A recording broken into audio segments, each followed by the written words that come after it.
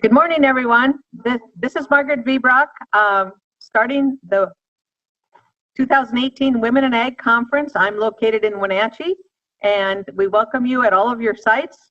We hope that you enjoyed your light breakfast. We hope you enjoyed meeting everybody and networking, and also finding out something about all of your colleagues that are here today so that you can continue to network as we move along. So I'm going to start out with some remarks this morning to get us going and thinking about women in agriculture and what's happening. And as we go through the slides, you'll notice that we have about 500 women participating in the program in 5 states. We go across 3 time zones, and it truly is a great day for women in ag, all coming together to celebrate what we do and share our concerns and learn from other people and just do a great amount of networking. And we have 3 wonderful speakers that you'll hear from today, and you'll take home a lot of good information that you can apply. And that's part of what people tell us about our program, is that what we offer you here today, you can take home and do something with immediately. It's not like, well, let's see, what can I do when I get home? Because we do have an action plan for you that we're going to have you start to fill out as the day moves along. And so I just want to give a little bit of a shout out to several of our sponsors that we have. You may have some of the sponsors in your room where you're at, but a little bit about a couple of them. Some of them are particular to Washington, some are particular across the states. But if you live up in Western Washington, there's a business called Scratch and Peck Seeds. And this last year, they put out a survey in their store where people could vote on where they thought their annual contribution should go to. And luckily, I got this nice note from them that said, Women in Ag has been chosen, and we received a nice little check from them to help support the conference.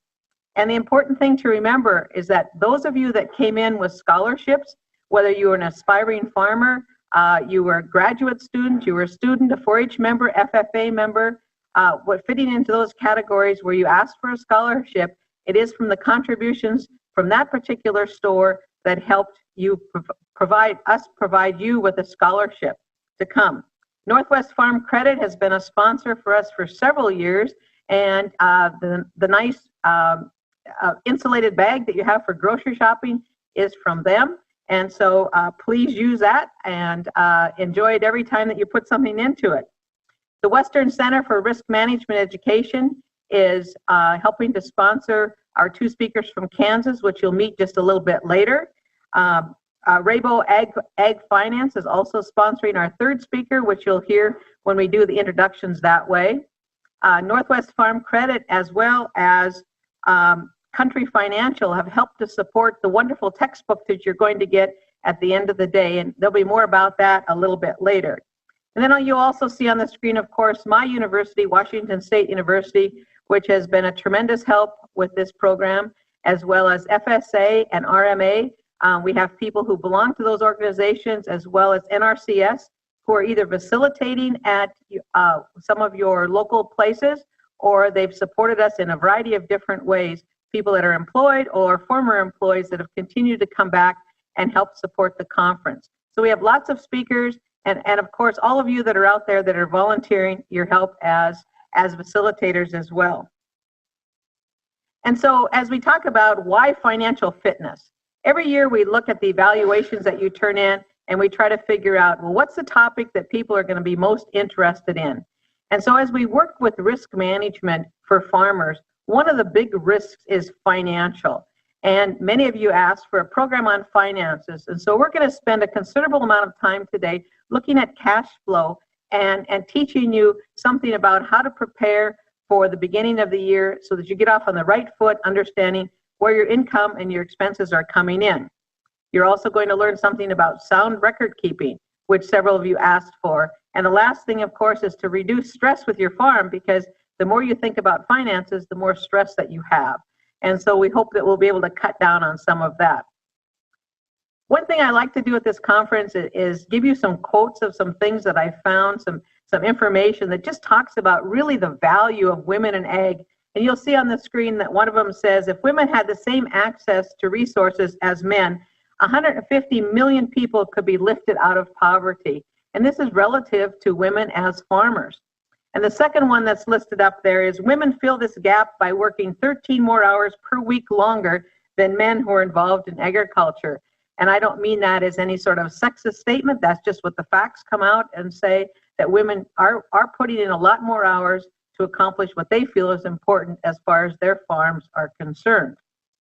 And so I found this little visual that you'll see from the National Farmers Union. And it just talks about what's the return to the farmer. And they used a BLT sandwich as the example. And so as they looked at the bread, the consumer price for this sandwich is about 32 cents. The farmer's share is 1 cent. As we looked at the bacon, the consumer price is 94 cents. The farmer's share is 11 cents. So you can see the return on investment sometimes is not what we expect it to be, but it just kind of spells it out here. It's just an interesting fashion just looking at a sandwich. As you look at the vegetables like the tomatoes, they're saying the consumer price is about 56 cents. The farmer's share is 3 cents. As we look at the lettuce, another vegetable crop, 35 cents is the consumer price. The farmer's share is 3 cents. And so all told, the consumer price for this sandwich, of course, this doesn't count the markup that happens in a restaurant where you might order this, is $2.17, and the farmer's share is 18 cents. So going back to that other quote where it talks about if women had more resources, just think of all the people that they could feed and the things that they could do. So later on, if you want to think about this or use this particular slide or something, we put this information on our website, and you're able to review it later on after we put the tape up there. And so I'd given you some of these facts last year, and I always think some of them are worth repeating, so you can kind of think about the value that women bring to agriculture. Of the 303 million farm operators, 1 million of them are women in the United States. That's a lot of women who are out there doing something in the farming operation. And if all the women involved in farming are added up, whether they're primary or secondary operators, they total 31% of all U.S. farmers. And so these statistics are a little bit old. When the new census comes in, we'll have a little bit more information that way as well. I think the exciting thing, and just from looking at the audience here in Wenatchee, where I'm at, is younger women are entering farming faster than older women are leaving. So that's very good as well, as the interest of coming home to farm, buying farms, being involved in agriculture. Women farm slightly more than 301 million acres. And we're going to look at this in a moment by the states that are involved, so you can get an idea of, how many farmers are there in different states. I think this is also an interesting fact, is women have a higher land ownership rate than males, with 85% of women owning all of the farm all the land they farm, compared to 66% of their male counterparts. And then the last one I think is very influential, is no other male-dominated industry is experiencing such a rapid turnover as women rise to the leadership capacity. And so last year we spent a lot of time with our conference talking about becoming involved in leadership, taking on leadership roles, starting out with a leadership role in your farm, and then becoming a leader in your community as well. And so some of the reports back have indicated that women have taken on new roles of leadership. So once again, it does look at these facts and bring them to reality. So I just want to give a few slides here that just talk about farms in the different states that are involved. And when Alaska joined us, I was very surprised to find out that one of their major crops in Alaska is raising peonies. And that's why I put this picture on here, because you may have not have thought about that as being an agricultural entity. But in Alaska, you'll see 43% of farmers in Alaska are women. They have a $7.5 million economic impact, and they farm about 363 million acres. Let's contrast that to Idaho, or just compare the statistics there.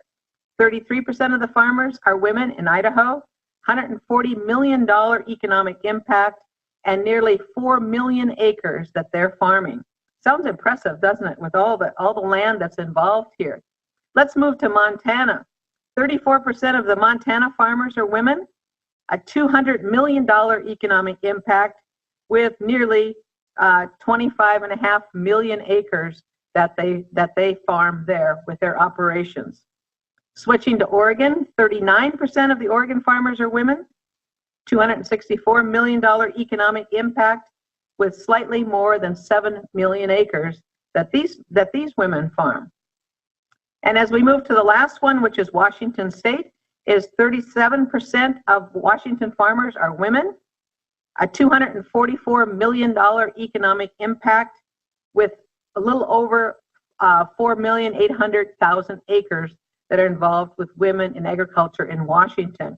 And so some of these statistics you can use as you explain to people, what do you do? Well, I'm one part of many, many women who own farms, operate farms, or raise things in the agricultural area in a variety of different states. And so the impact is very big.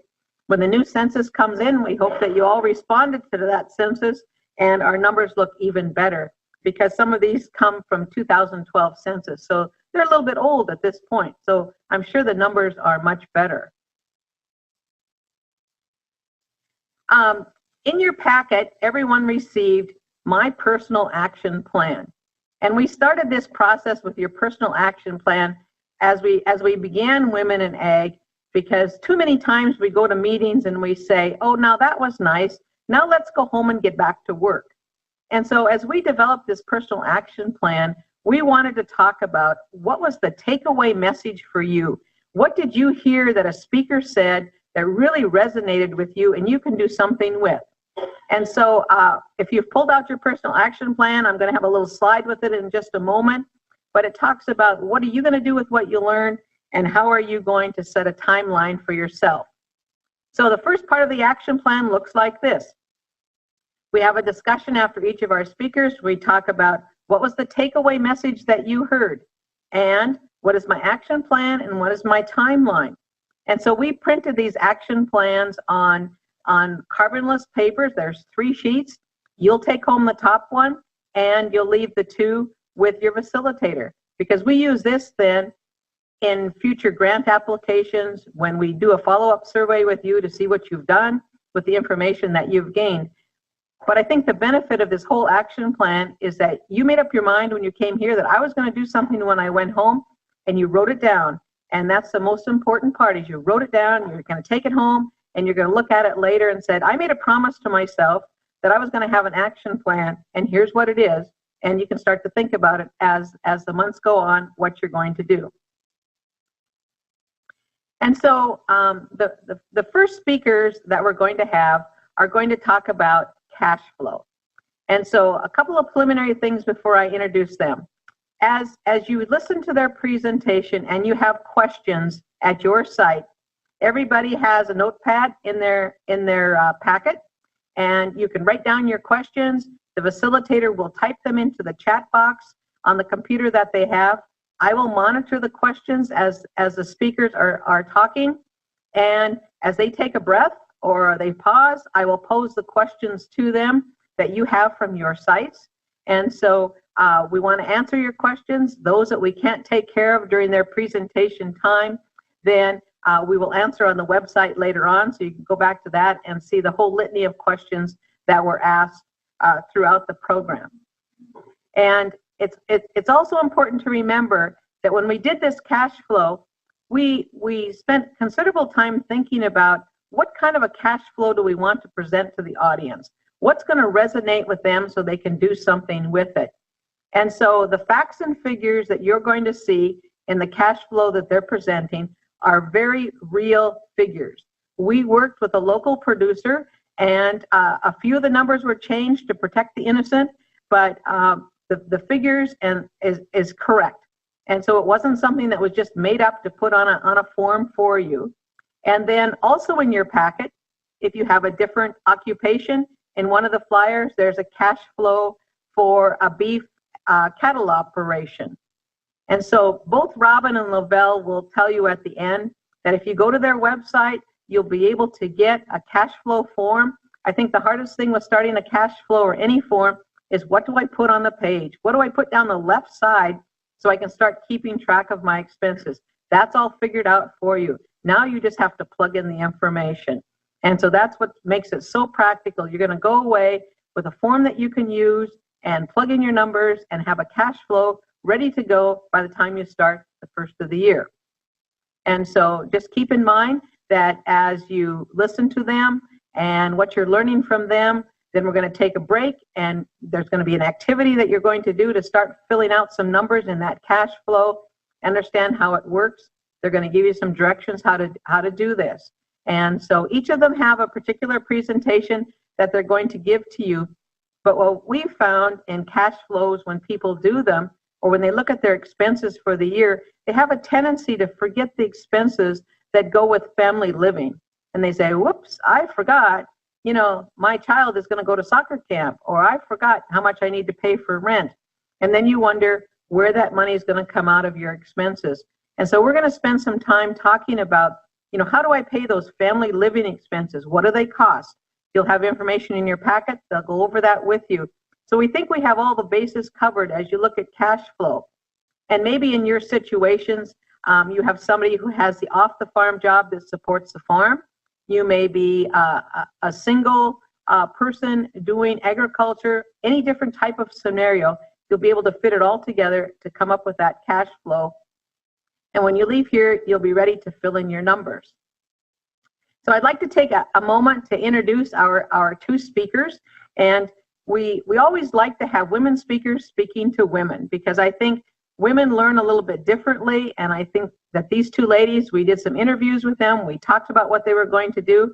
They're prepared to talk with you about the cash flow.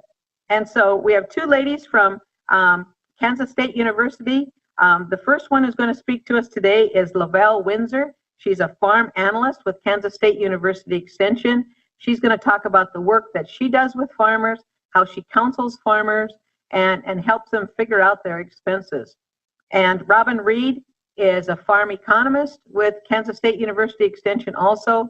She does lots of trainings on cash flow and helping people figure out what their expenses are going to be. So we feel they're coming to you with lots of experience, lots of ideas to share with you. And as I've worked with them, their information is very practical, and we hope that you find it to be that way as well. So as you have questions, as they're doing their presentation, please give them to your facilitator, and they will answer them as they go along, or we'll spend time at the end also answering questions. So at this time, I'd like to welcome Robin and Lavelle to our program, and we'll let them take it from here as far as their presentation. Welcome, Robin and Lavelle.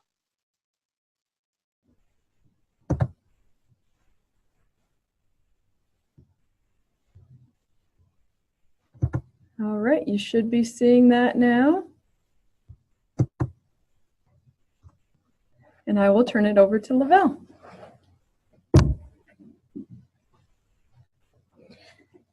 Good morning. My name is Lavelle Windsor, and I am a farm analyst with Kansas State University.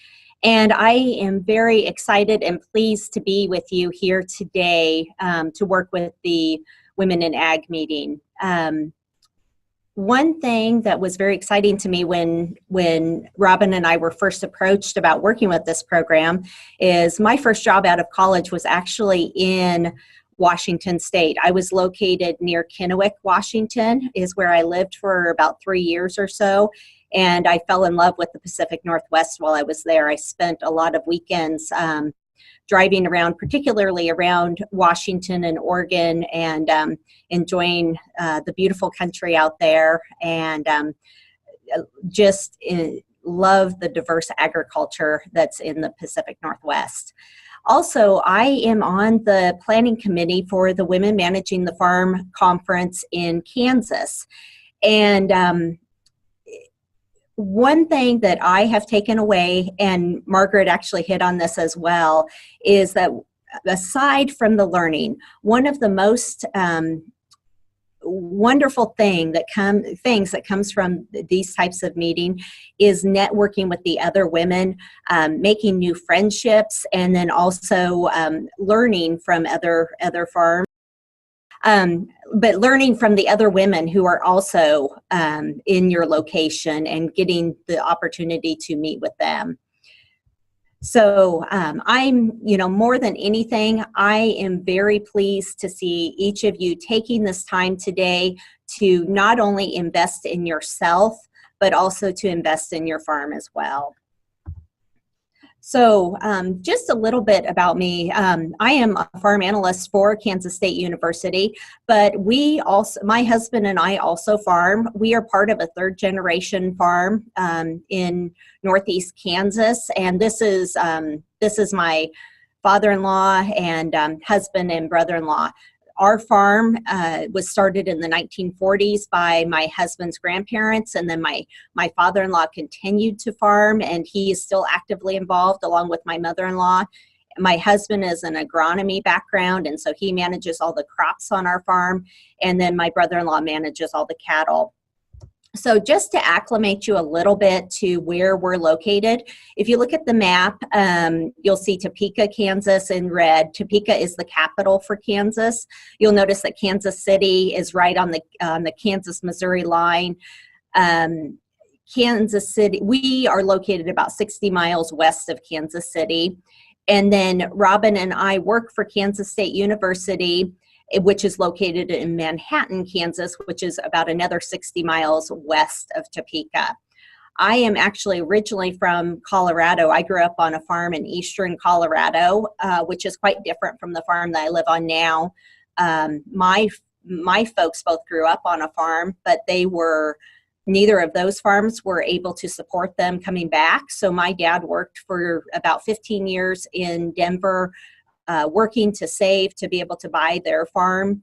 And so I was about 2 years old when they bought the farm that I grew up on. And then my dad continued to work on a farm, or work in Denver off farm for about another 15 years until he could go back and farm full time. But during that time, most of my growing up years, he was working full time, and then my mom and dad were farming full time on the side as well. And so that was a very diverse farm. We farmed about 400 acres of farmland, which was wheat and barley and the forage crops for the cattle. And then we had a cow-calf for the cattle, and then a farrow to finish hog operation. So we had the mama pigs that delivered piglets, and then we raised those piglets up to market weight, and then those were processed and became pork in the grocery stores. So that's the kind of farm that I grew up on, somewhat diversified. And then the farm that I live on now is what is the type of farm that is normal for the area that I live in. It fits the infrastructure. So there's a lot of grain elevators where I live at. There is a lot of rail. There's a lot of livestock. So we raise crops that mostly feed livestock. So we primarily raise corn and soybeans that goes into feed for livestock, cattle and pigs and poultry. And then my brother-in-law also has cattle. So this picture is this was actually taken off of the deck at my house. This is a field that's just below my house, and that's my husband and my brother-in-law harvesting soybeans a couple of years ago. You can see in the background the Topeka downtown area. You can see the buildings. So we are very close to an urban area. And that's part of the aspects that we have that are, struggles and advantages of where we live. We consider that we are growing the fourth generation on our farm. So this is my father-in-law and my husband and my little boy in the wheat field a couple of years ago. And whenever we have the opportunity and it's safe for our little ones to go along with, sometimes they'll ride in the buddy seat on the combine or something. So it's amazing the knowledge that they, as you well know, I'm preaching to the choir, but it's amazing how well these little guys learn about farming as they're right alongside their father or their grandfather or their mom, or seeing all of those decisions made. So this is the cattle that we raise. We also raise forage crops to feed cattle as well. And this is what the side that my brother-in-law manages. So today, at home today, there are soybeans that are being harvested. We are in the middle of fall harvest. We'll harvest soybeans for probably about 2 more weeks or so, and then hopefully be done and ready to start planning for the next year. So that's a little of the background of of my farm background. Professionally, I have always worked in agriculture with always with farmers. I graduated from Colorado State University with a degree in agribusiness, and my first job out of college was with Cargill, and that's how I first ended up in Washington State. I was at an elevator in Burbank, Washington, and we unloaded wheat at the elevator where I was at, loaded it on barges. It went down the Columbia River and into Portland, and then was exported mostly to the Pacific Rim countries. And the lessons that I learned from working in an industry right out of college were valuable. And I always encourage farm families that when their children go off to college or technical school or whatever it is that they do when they're first getting started as a young adult, is that it really is very important for them to go off and work someplace else, because even if they ultimately want to end up back at the farm, they bring back some amazing skills to the farm. So they learn how another business looks at the finances, looks at the safety, looks at employee management. All of those things are really important, and they can bring those skills back to the farm if they choose to ultimately come back. The other thing that's a huge advantage to a child going off and working someplace else is that they can start to build savings, or they can maybe pay down student loans, and some things that can ultimately really help their farming career if that's what they ultimately decide to do. And there's a possibility they may choose to take a different route and not come back to the farm. And those things are all okay. We really want our children to go into an environment where they want to work at and ultimately be satisfied with their work environment. After I worked for Cargill for about 11 years, and then I came to work with Kansas State University Research and Extension. I've actually done 2 stints with K-State. You may catch either Robin or I accidentally saying K-State. That is the nickname for Kansas State University. So I'll try not to say that, but I might. The early years, the first round that I was with Kansas State, we had succession planning grants. I've always been a farm analyst, so I go out and I work one-on-one with farm families, particularly in something dealing with their finances on their farm. So, and kind of working through whatever that situation is that they might have.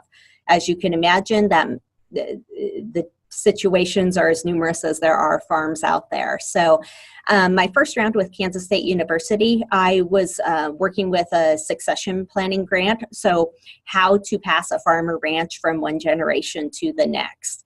And so I worked with a lot of farms on bringing back the next generation into the farm. And we were in fairly good times for the agriculture that's in our area at that time. So it was a pretty exciting time to do that. We were doing lots of fun stuff. A child wants to come back to the farm. So how are we going to do that? Do we need to do some expansion to justify them being on the farm, or what are the things that we need to do? So that was a really fun time. Unfortunately, that was a grant program, and the funding went away from that. And so I went and worked back with risk management with other farmers for a while. And then about 4 years ago, we recognized that the commodity markets were probably going down, and that the times in the agriculture for Kansas were probably going to get much more difficult. And so K-State asked me if I would come back and help again with the farm analyst program. And I've been doing that pretty solidly for the last 4 years or so. And we are in a very different financial time. There's a lot more difficulties in trying to figure out, okay, what are we going to do? And I see a lot more people doing some different diversification within their farms, or what can we do differently? And so those are the things that I'm working with farm families on right now. So I literally sat at hundreds of kitchen tables with farm families across the state of Kansas. And there are some characteristics that I've picked up on over the years that help a farm to be successful. So you are going to hear this theme probably several times today, but keeping accurate records and timely records. So making the bookkeeping and recording of those financial activities a priority in the farm. Successful farms do that. Also, managing the farm as a business. I don't believe that I've ever stepped foot on a farm that the farm was not just highly, highly valuable to the family. It's near and dear to their hearts. But the farm has to be managed as a business, and there needs to be business decisions being made. So including making balance sheets, budgeting, and creating cash flows, which we are going to get into in a few minutes as part of those pieces. Another key characteristic that we see is reviewing and adjusting the business based upon changes. There are changes that happen all of the time, and so we have the best laid plans, but we may need to review and adjust as time goes on. Making decisions and then also implementing them.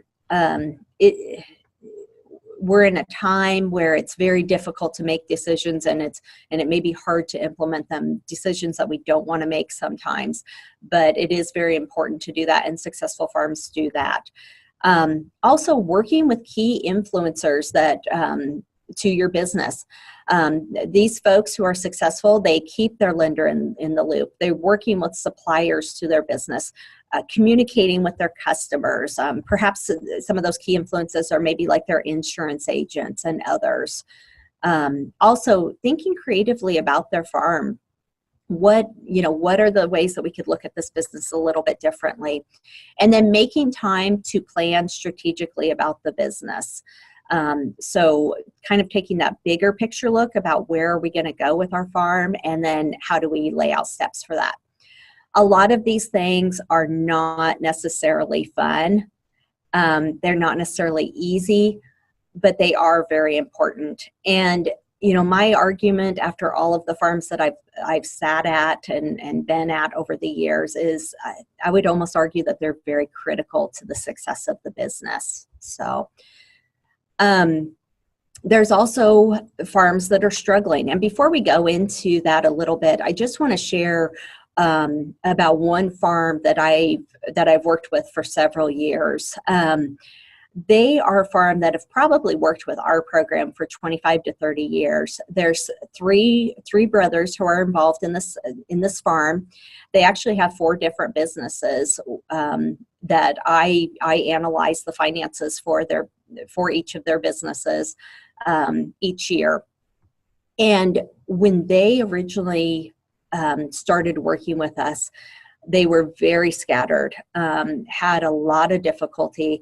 We're making decisions, but more shooting from the hip than making decisions intentionally. I have worked with this family for about 10 or 11 years or so, and every year, I know around January 15th, I'm going to get a call from them, and we're going to start making plans for when are we going to line up and start analyzing each one of their businesses. And they actually look at it now as I'm kind of holding them accountable to review their finances and make sure everything is up to speed to where it needs to be at. And but with doing this and with having this as one of the habits within their business, they are able to make decisions if there's some sort of investment that they want to make, or something that is not working well, or whatever that decision might be. They are looking at it from a financial aspect, and then also from a personnel aspect and everything else of how does this fit? Does this meet the goals of what our farm is to be? And it's just very much been successful, but they have definitely implemented the key characteristics to be successful. So when they first came to us, it was more so that they weren't making record keeping a priority. It was kind of an afterthought of, well, we kind of put everything in a pile, but they do make it a very big priority now. They also treat the farm as a business. It is land that their father and grandfather farmed before them for many years. But they also know that to be successful going forward, that they need to treat this as a business and make business decisions. Farms that are struggling, are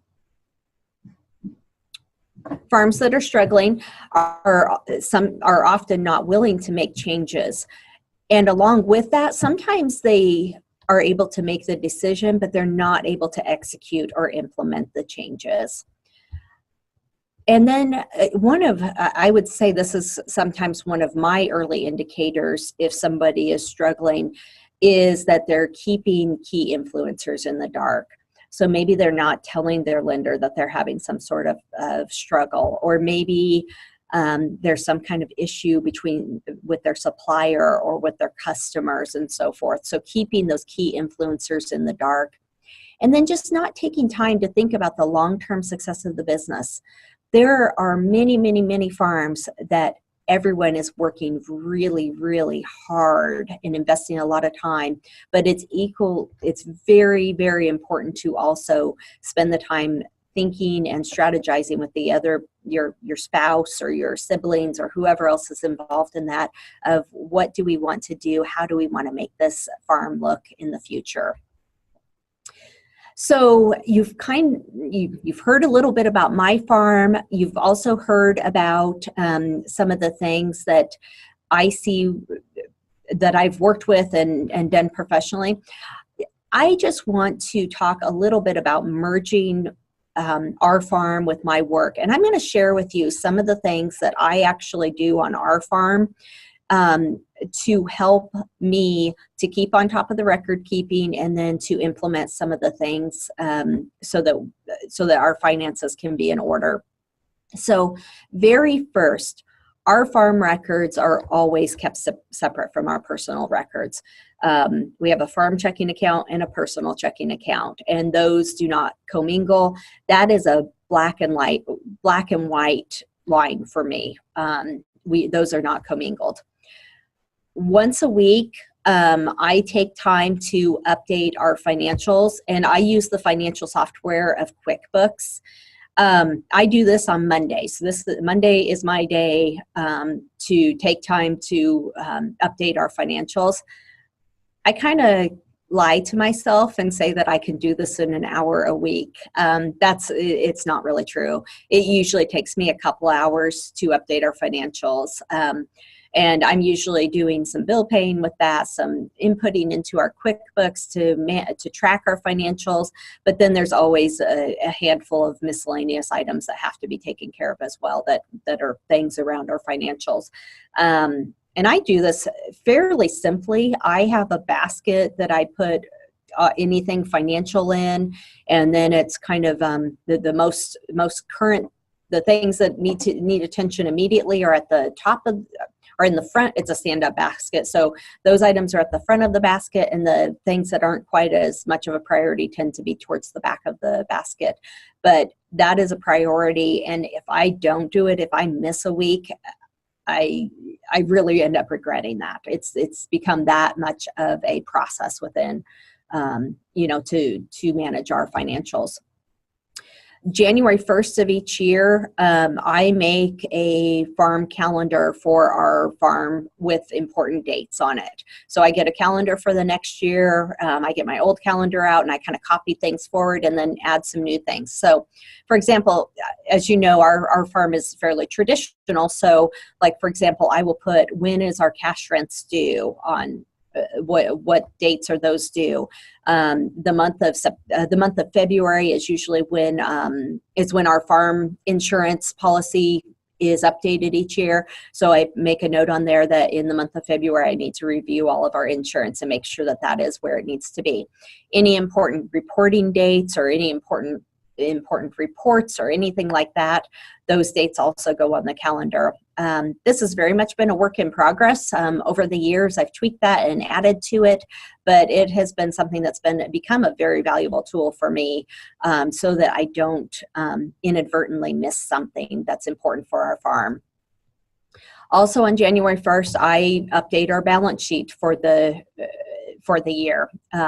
What's really nice about this is I now have balance sheets for several years, a history of that. And so we can kind of see going back, okay, what were the things that changed during the various years? But having a balance sheet that is created each year on the same day is very helpful to see where your business is and where had it been previously. So also at the end of December, we create budgets for the next year because my husband manages the crops, and that's one of the primary pieces that I'm involved with. He usually makes those crop budgets based upon what he knows about seed and fertilizer prices for the upcoming year. The next thing that I do in the first week of January is I create a cash flow for the year.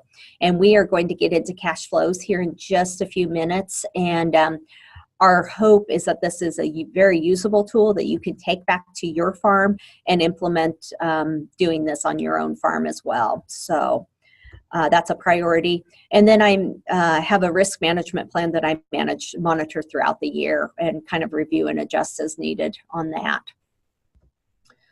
Another piece that we do on financial management is meeting with our accountant several times a year. A lot of this on this slide looks like it's a lot about tax planning, and I guess ultimately that is a piece of it. Ultimately, the importance of meeting with our accountant, though, is for me to make sure that our records are in the shape that they need to be in, that I have everything kind of allocated out properly, and so that it ultimately is a usable document on our farm that my husband and I can use to make decisions as we go forward. So, but we do meet with our accountant several times throughout the year, 4 times a year. Early in the fall, we meet with our accountant so that we can start to get ready for tax estimates for the end of the year. And along with that, every single meeting that I have with my accountant, he helps me to update all of my books and make sure that everything's in order the way that it needs to be. In December, then we will actually do tax planning for the end of the year. So kind of clean up everything, see if there's anything that needs to be finalized before the year end, and make those decisions at that time. In the month of January or early February, we'll get ready for tax preparation. And again, at each one of these meetings, our accountant is helping me to make sure that I have all of my records up the way that they need to be. And then in the month of June, so after tax season is all over for my accountant, then they actually give me a recap of the prior year. And then along with that, then I get a benchmark of how our farm compared to other farms and other farms that are similar sized or in the same area. So we can kind of see, okay, what are we doing well? What are we not doing well? Where do we need to improve? And look at that just as a financial benchmark. So the key here, though, is that all of this is much easier if I stay on top of my record keeping throughout the year. So that's a very important piece. So the question is there a template for risk management, and how extensive or encompassing is the plan? So let's see here. So when I look at risk management, so as I said, the crops that we raise are commodities, which are commodities that we have a prediction on what the prices are going to be. And so I actually can do some forward selling on some of those. So I'm looking at, first of all, I'm looking at what we anticipate our production is going to be. So I look at all of our farms and add up what I think our production is going to be.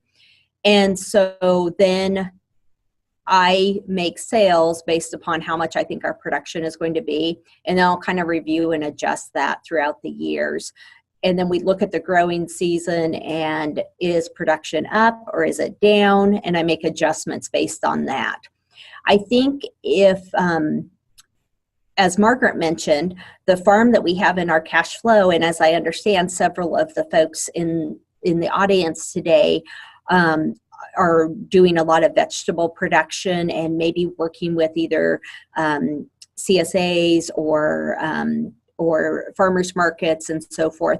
One of the risk management plans that I would think about for that type of business is one, first also looking at the production and what do I anticipate my production will be. I know that's difficult and it will probably ebb and flow as the years go, the growing seasons go. But I think part of that risk management is not just having one venue that you're selling to, which I think probably that's a little bit intuitive, going to different venues, but having that diversity of not just being only farmers markets, but maybe also growing some in a, maybe in a retail, selling to retail, or doing the CSA as well. So I think doing some of those things spreads out that risk and help you to not have everything just in one place.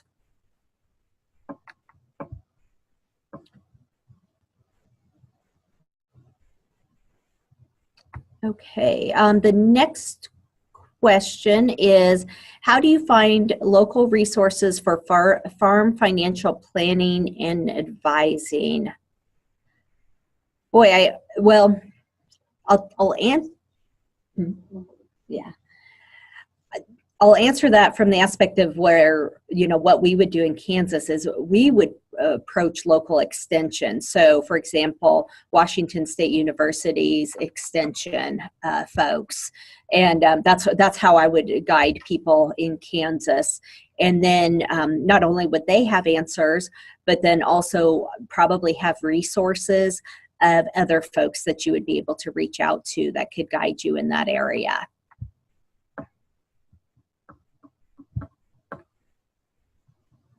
So the question was what does it mean to benchmark against other farms? And so the program that we work with in our farm, it's actually some accounting that we do. And part of the thing that we are signing up for with that is to be able to benchmark or to compare our farm against other farms that are similar. With that, though, none of that data is, you can't identify it back to who those people are, and it's similar type farms to what our type is. So I don't know what you would have available in your area, but it would be a comparison of our farm to other similar type farms so that we can see how we're doing and if there's things that we need to either be improving on or just have the information so we can make decisions with.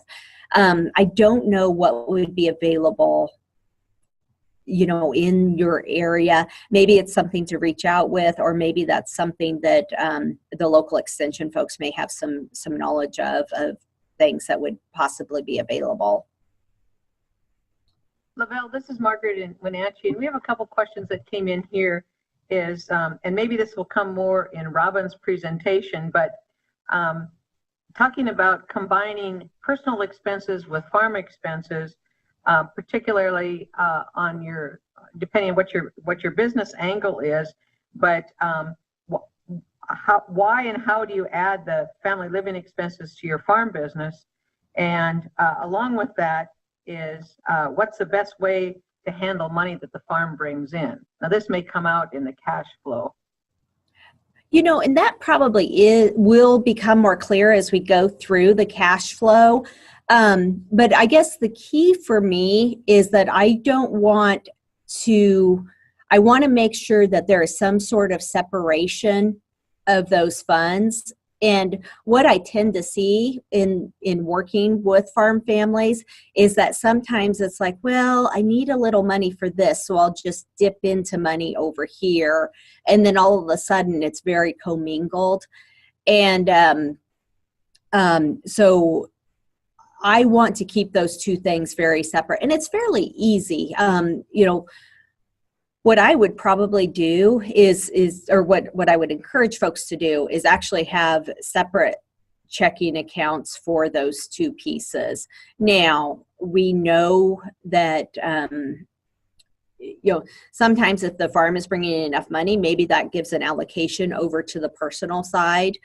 There's sometimes where it may be that it actually needs to go the opposite direction, where the personal may need to lend back to the farm in situations. But I think that'll become more clear, and we are going to have a piece towards the end of today after the activity that will specifically talk about family living. So we'll reach that in 2 different places. Another question that came in is let's see here. It says, what kind of records should we be keeping and in what form? Okay. And so keeping the records would be recording any of those financial transactions. And so there are people who most certainly scan all of those documents and keep them in a computer, so they keep them digitally. I would say most often I see paper copies is what most people still do. I think it would probably be maybe easier if you did eventually move to the digital side, but the importance is recording those transactions that are influencing your farm. We had a couple of questions about accountants, and the first one is, what kind of an accountant do you recommend? And generally the answer is somebody who handles farms. But in some areas where people live, there aren't accountants who specialize in that. So then they're dealing with a generalist. And so when you're dealing with a generalist, how do you bring them up to speed with what you're doing? Mm-hmm. So, and I agree with your first part of that statement, is if at all possible, try to work with an accountant who does have farm background. If that's not possible, trying to work with if you're satisfied with their work, trying to keep with the same person year in and year out so they gain understanding of your farm as time goes on. One thing that will show in a moment will be one of the tax records that farms keep, the Schedule F, which is the farm income and expenses. And one thing, and this is on the cash flow document that you will receive today, will actually have the various categories that match up with that IRS form for farms for income and expenses. And if you can keep your records or get to the point where you're keeping your records in that form, that is going to help the accountant to do a better job of keeping those, doing the taxes to your benefit as a farm. So a couple more questions that we'll take now, and then I think probably we'll need to go into the cash flow here pretty quick. But one of them is, and you've had this experience, you sat around kitchen tables with people, is when you have more than one family involved, is how do you open a business, a conversation around the table between 4 families or whatever number that you have, and how often do you recommend them? And there's also that whole idea of how do we keep them civil and so that they're getting along, and then how do partners make a decision with how they're going to withdraw money? Mm-hmm. Equally, a certain share, that sort of thing. Yeah. So a lot of those questions go back to the communication among the various people who are involved. There is a lot of research and recommendations out there that will encourage a farm, whether that be 2 people, anywhere that there's more than 2 people involved, to schedule regular meetings. That may be once a week, it may be once a month, just some sort of timeline, and maybe that ebbs and flows a little bit depending upon the season. But during the down season, that's probably more often.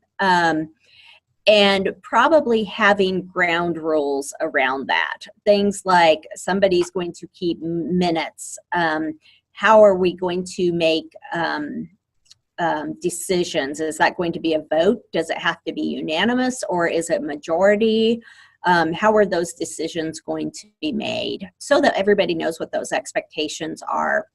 Also, withdrawals from the business, that can also be laid out in your groundwork of how those withdrawals are going to be made. But I would encourage, from a practical perspective, is that the finances are looked at closely, see whether or not a withdrawal is possible financially to keep the business still solvent. And then also making that decision from a financial decision for the business, if that's what the goal is. And then perhaps it's equal, perhaps it's based upon how much contribution each individual or family has into the business. But laying out that groundwork ahead of time would be most helpful to do.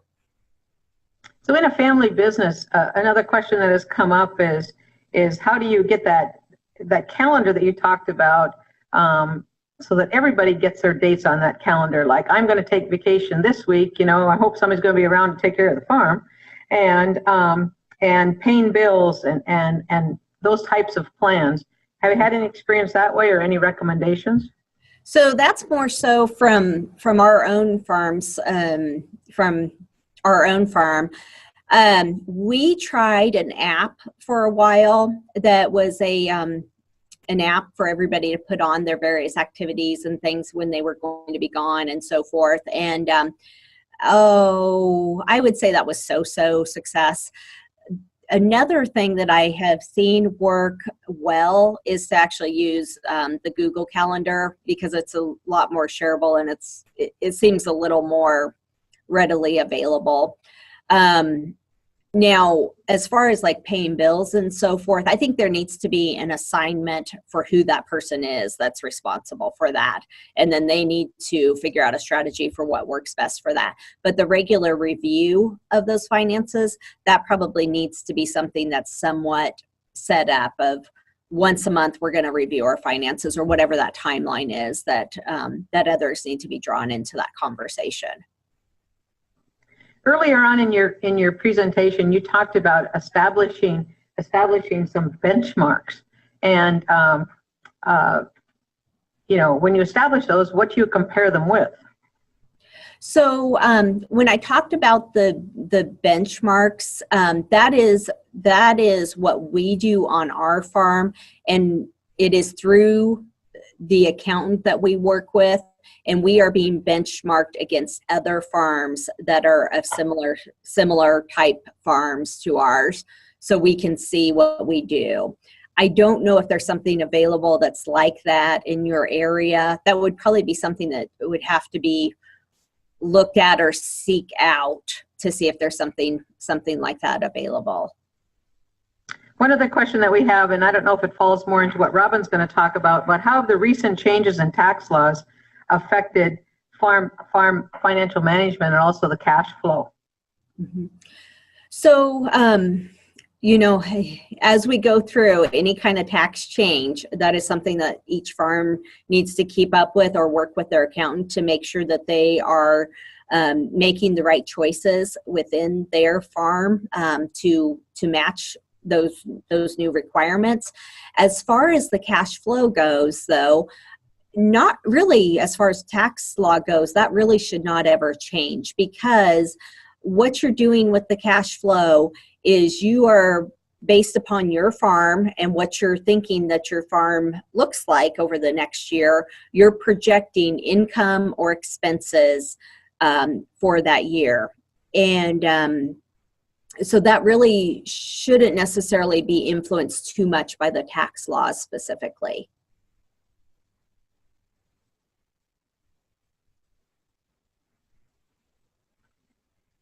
There's a couple more questions that have come in on the Q&A, but I think they'll probably pertain to when Robin starts talking about cash flow and how to disperse money out. Okay.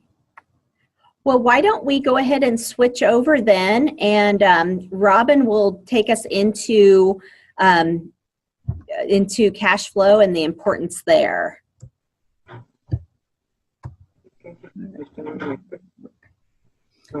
Okay, so we've talked a lot of, Lavelle obviously has a ton of expertise in a lot of areas of farm financial management. Margaret introduced that we are going to be focusing on cash flow with this session.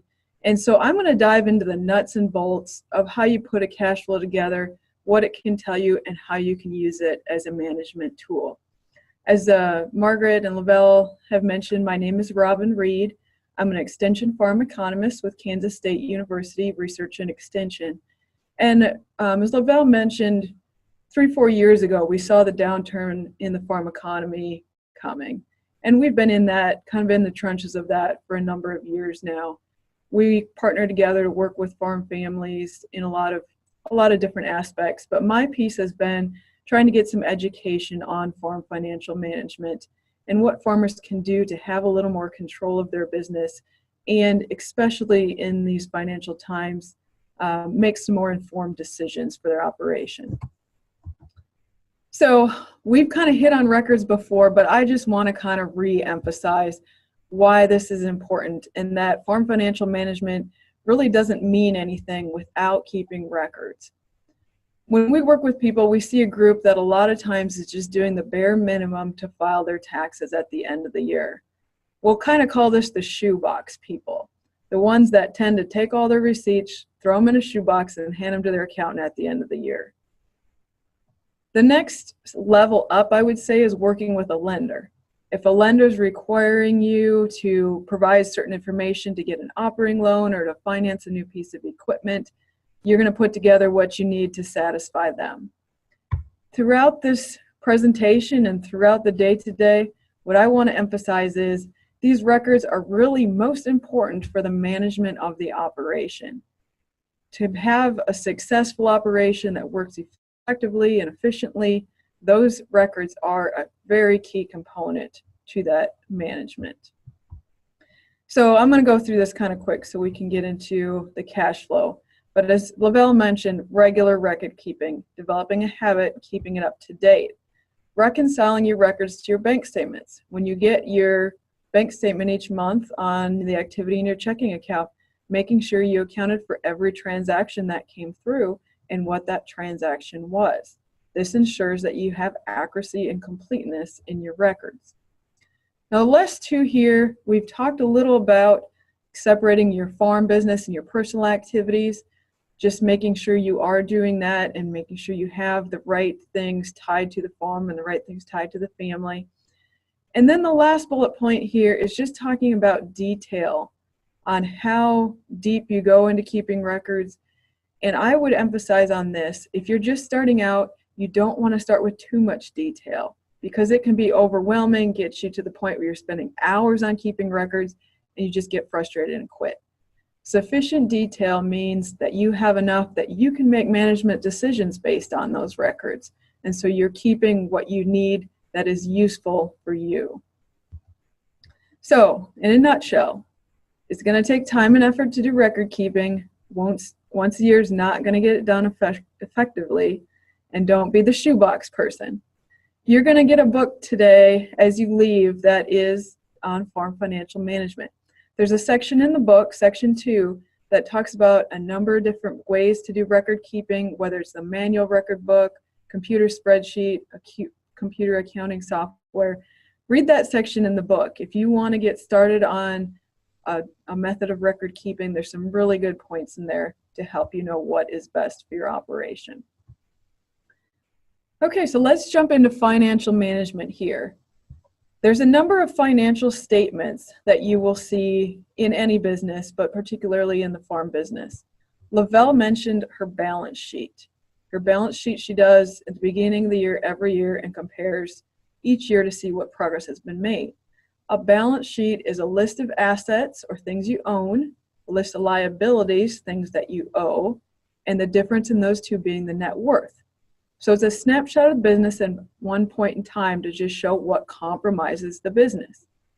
The income statement and the cash flow are the other two common statements you'll see in financial management. There's some very big differences between the two. An income statement is to evaluate if your business is profitable. It lists all the income and expenses that you have, but the important thing to recognize is some of those expenses might not be cash expenses. An example of this would be depreciation. So what is depreciation? If you bought a piece of equipment and say you've used it for 5 years and then you replace it and 5 years later replace it again, well, within those 5 years, you're not going to have a cash expense each year for that piece of equipment. But that piece of equipment is losing value as it goes throughout the 5 years. So part of the profitability is accounting for what you're using up in that piece of machinery every year. Another thing an income statement does is have an accrual adjustment. Well, that's a scary word. Accrual adjustment simply means that you're matching up the income that you're generating with the expenses that it took to generate that income. So let's do an example here. Say you're a farm like Lavelle's that have commodity crops. You might not sell all of those crops right after harvest in October, we'll say. The market tends to be low at that time. For tax planning reasons, you might want to hold some of that grain and sell it in the next year. Well, if you did that and you're looking at your income statement for the year, you might not have the right income to match the amount of expenses that you had in that year.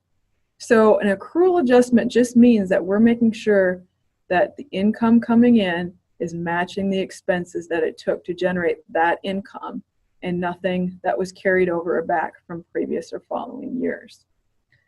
Now the cash flow, what we're going to focus on today. This is probably one of the more least familiar of the statements, but it is fairly simple. It is looking at the cash inflow, what's coming in, the cash outflow, and again, the emphasis there is cash, and then looking at feasibility. Is the cash coming in and out going to work for this business for the following year?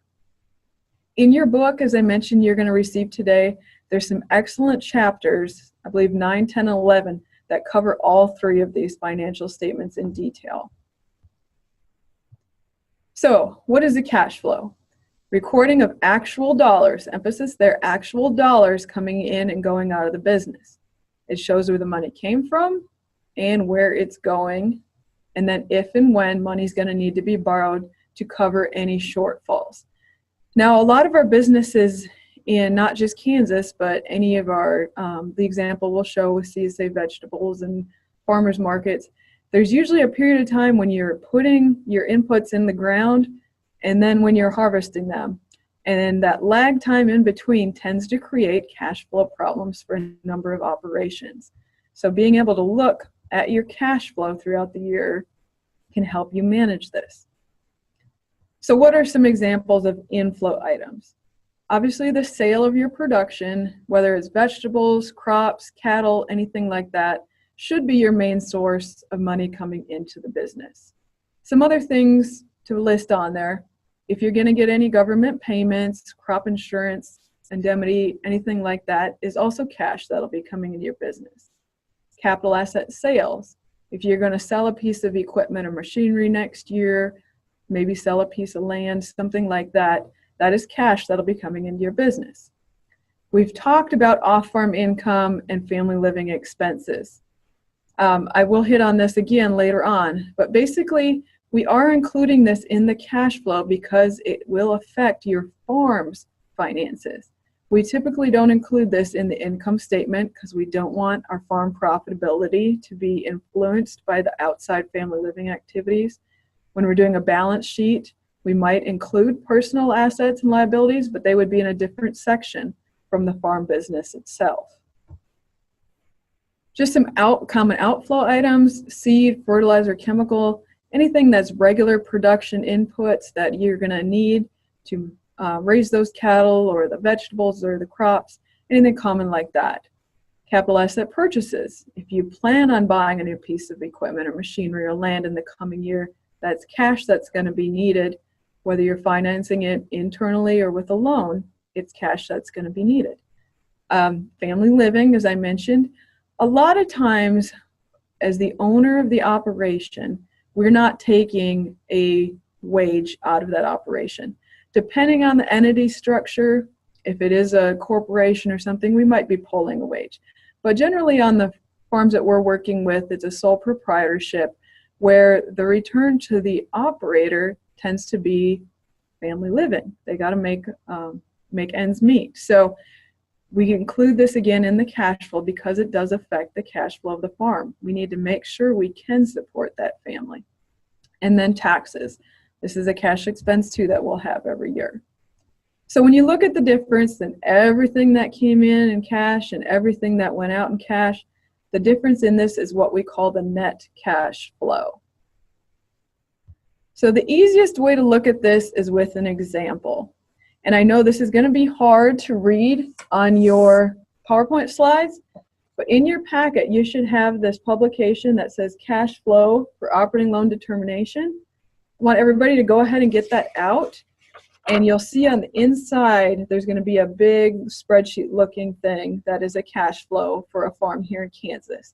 So I'll just pause for a minute, go ahead and dig through your packet and pull that out so you can follow through with me and make sure you understand the structure of this.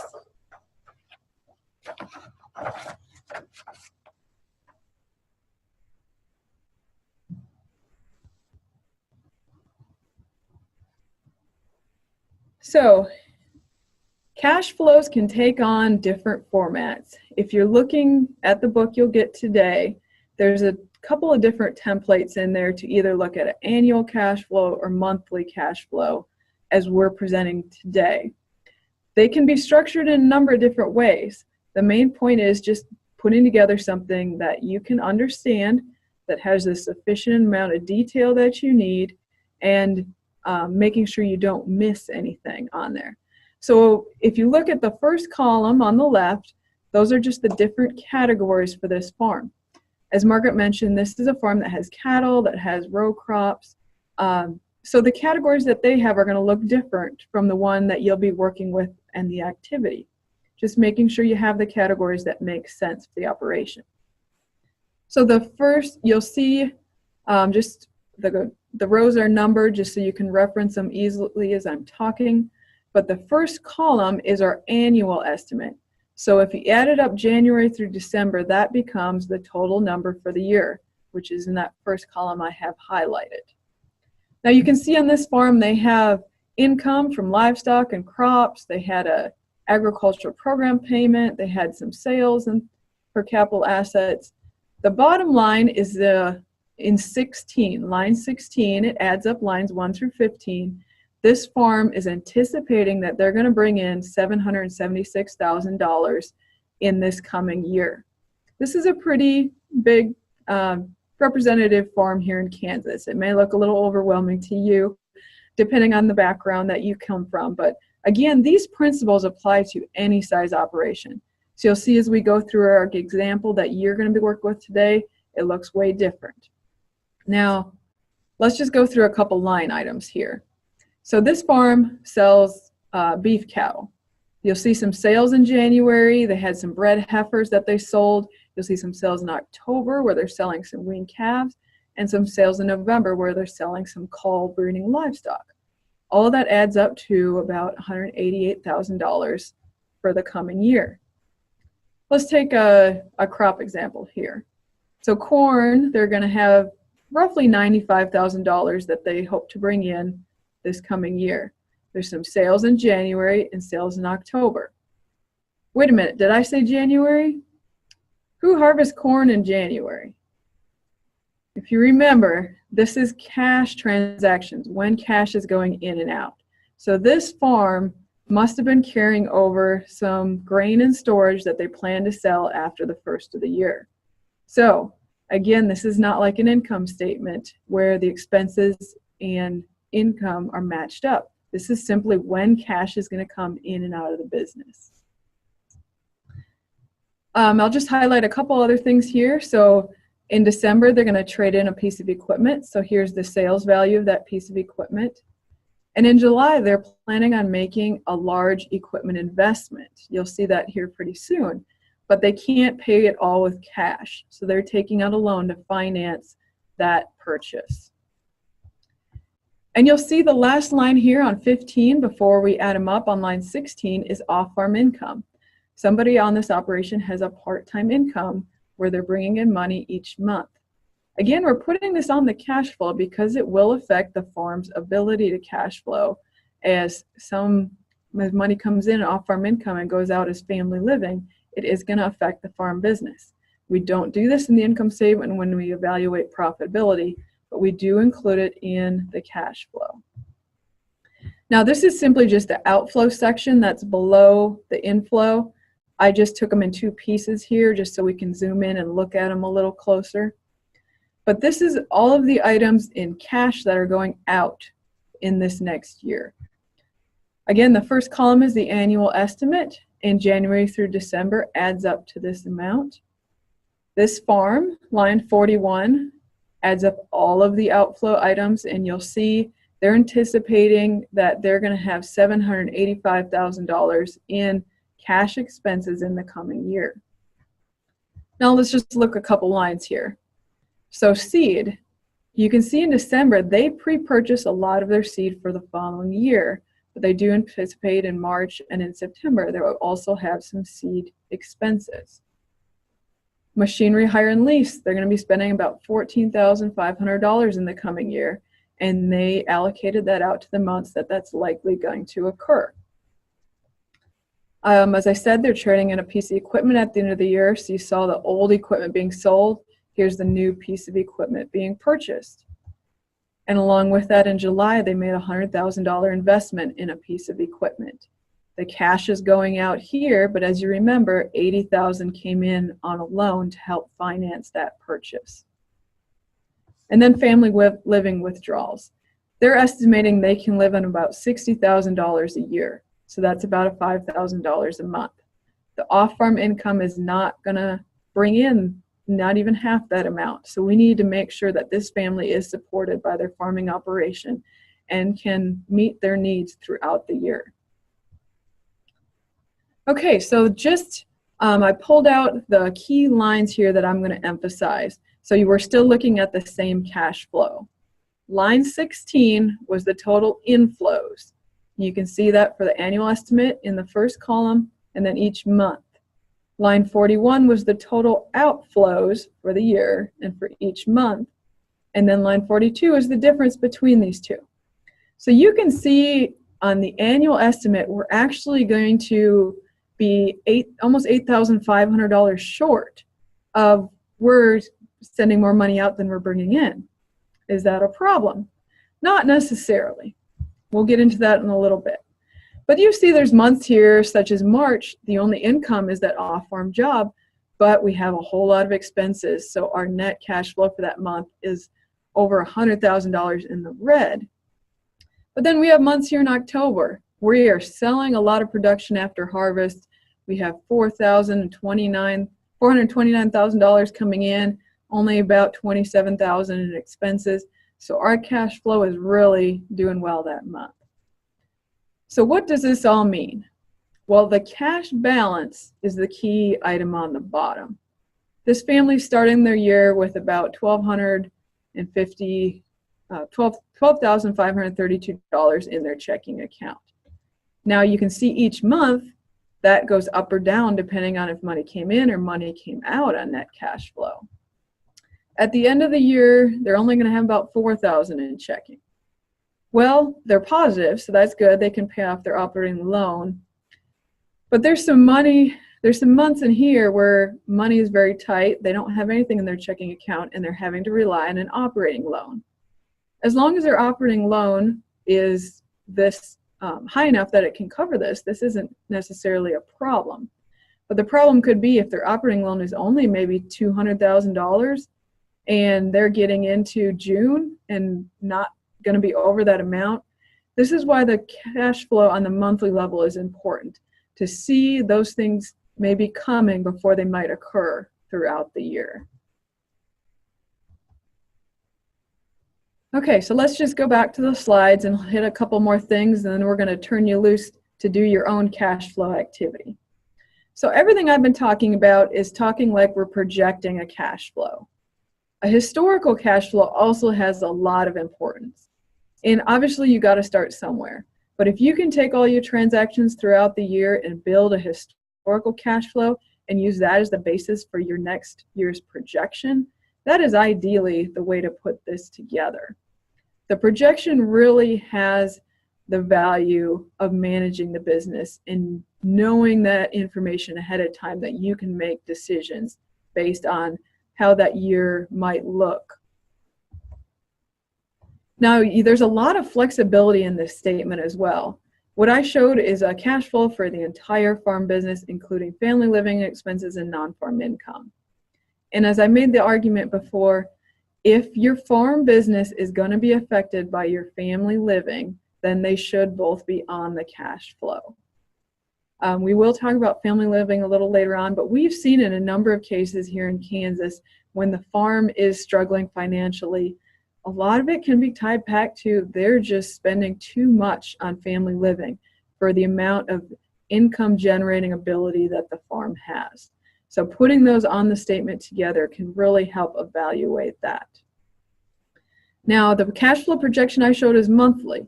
This can be done at a full year. I would argue that's the place to start, doing a full year and then breaking it out monthly. You can also do it bi-monthly, quarterly, or if your lender asks from the middle of the year to the end of the year, what's your cash flow going to look like, you can do a partial year cash flow. You can also do cash flow on just a segment of your business or an enterprise of your business.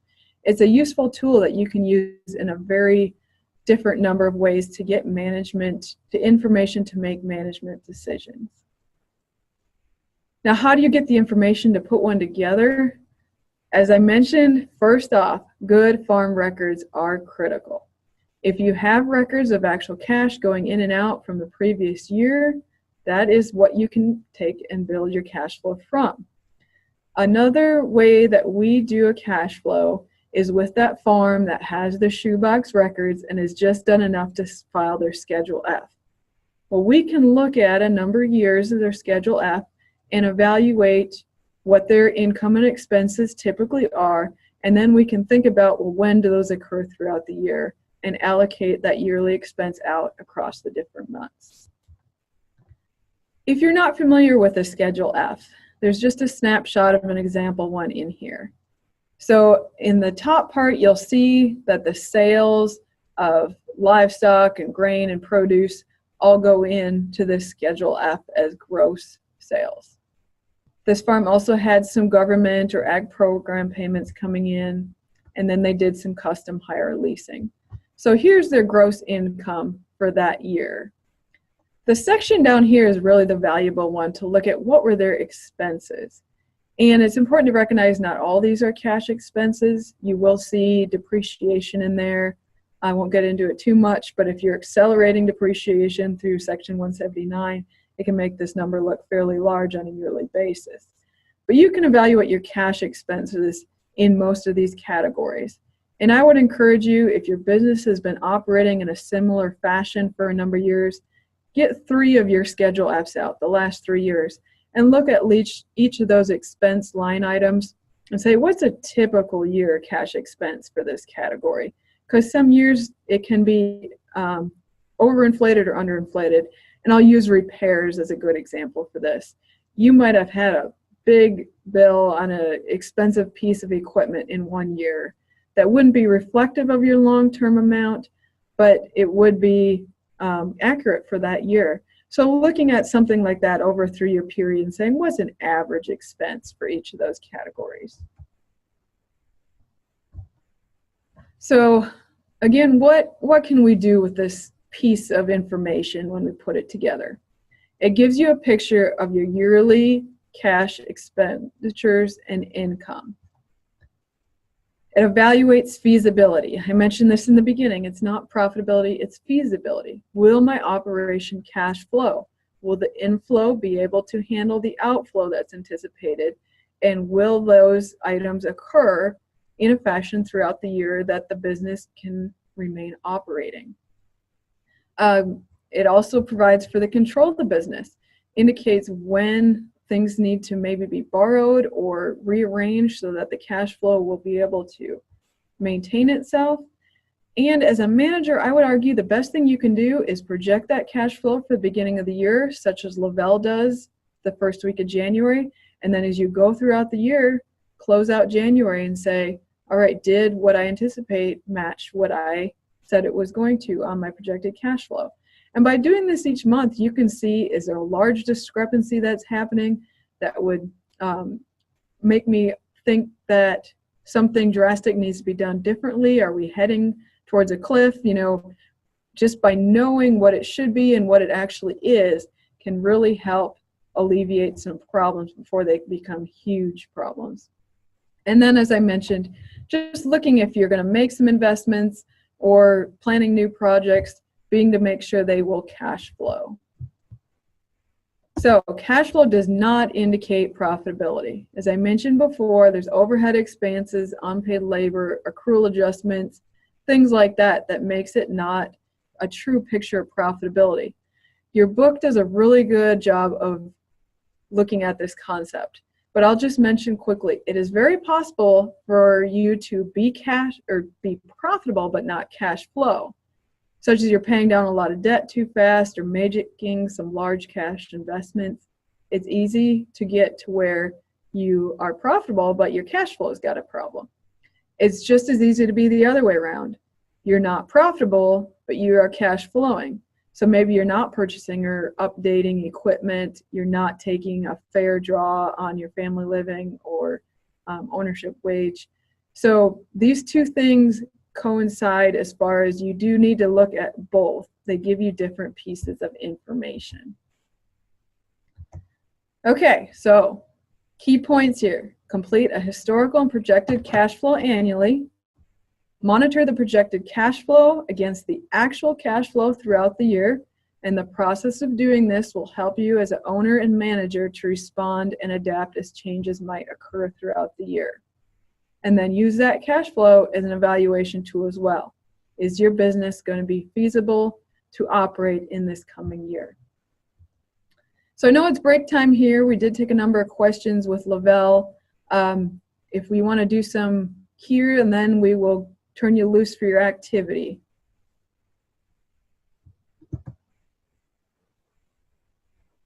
I have a couple questions from our site, and then also some that are online, and I encourage you, while we will take our break and do our activity, Lavelle and Robin, if you could look at the online ones, but just to talk about a couple of them that we have here that aren't online, is one of them is when you loan to another account, do you use that as an expense and carry that loan forward? And how do you record the payments back in your cash flow? So I'm looking at the whole farm level. So my understanding of that question, Margaret, is, so we're buying a piece of equipment and financing it, and how do we account for that in the different columns? Is that correct? Great. No? Like if I have another business. Okay, if you have two businesses And I'm using income off of that business. and using income off of another business to cash flow something on another business, how do you expense that out, and then how do you pay it back, and how do you show that on your cash flow? So I Two would businesses, two cash flows. Yes, I would encourage you to have two separate cash flows if they are two separate businesses. And in my mind, I see it as, you know, instead of going to a lender to get that cash for, say, business number one, you are just making a loan from business number two to finance business number one.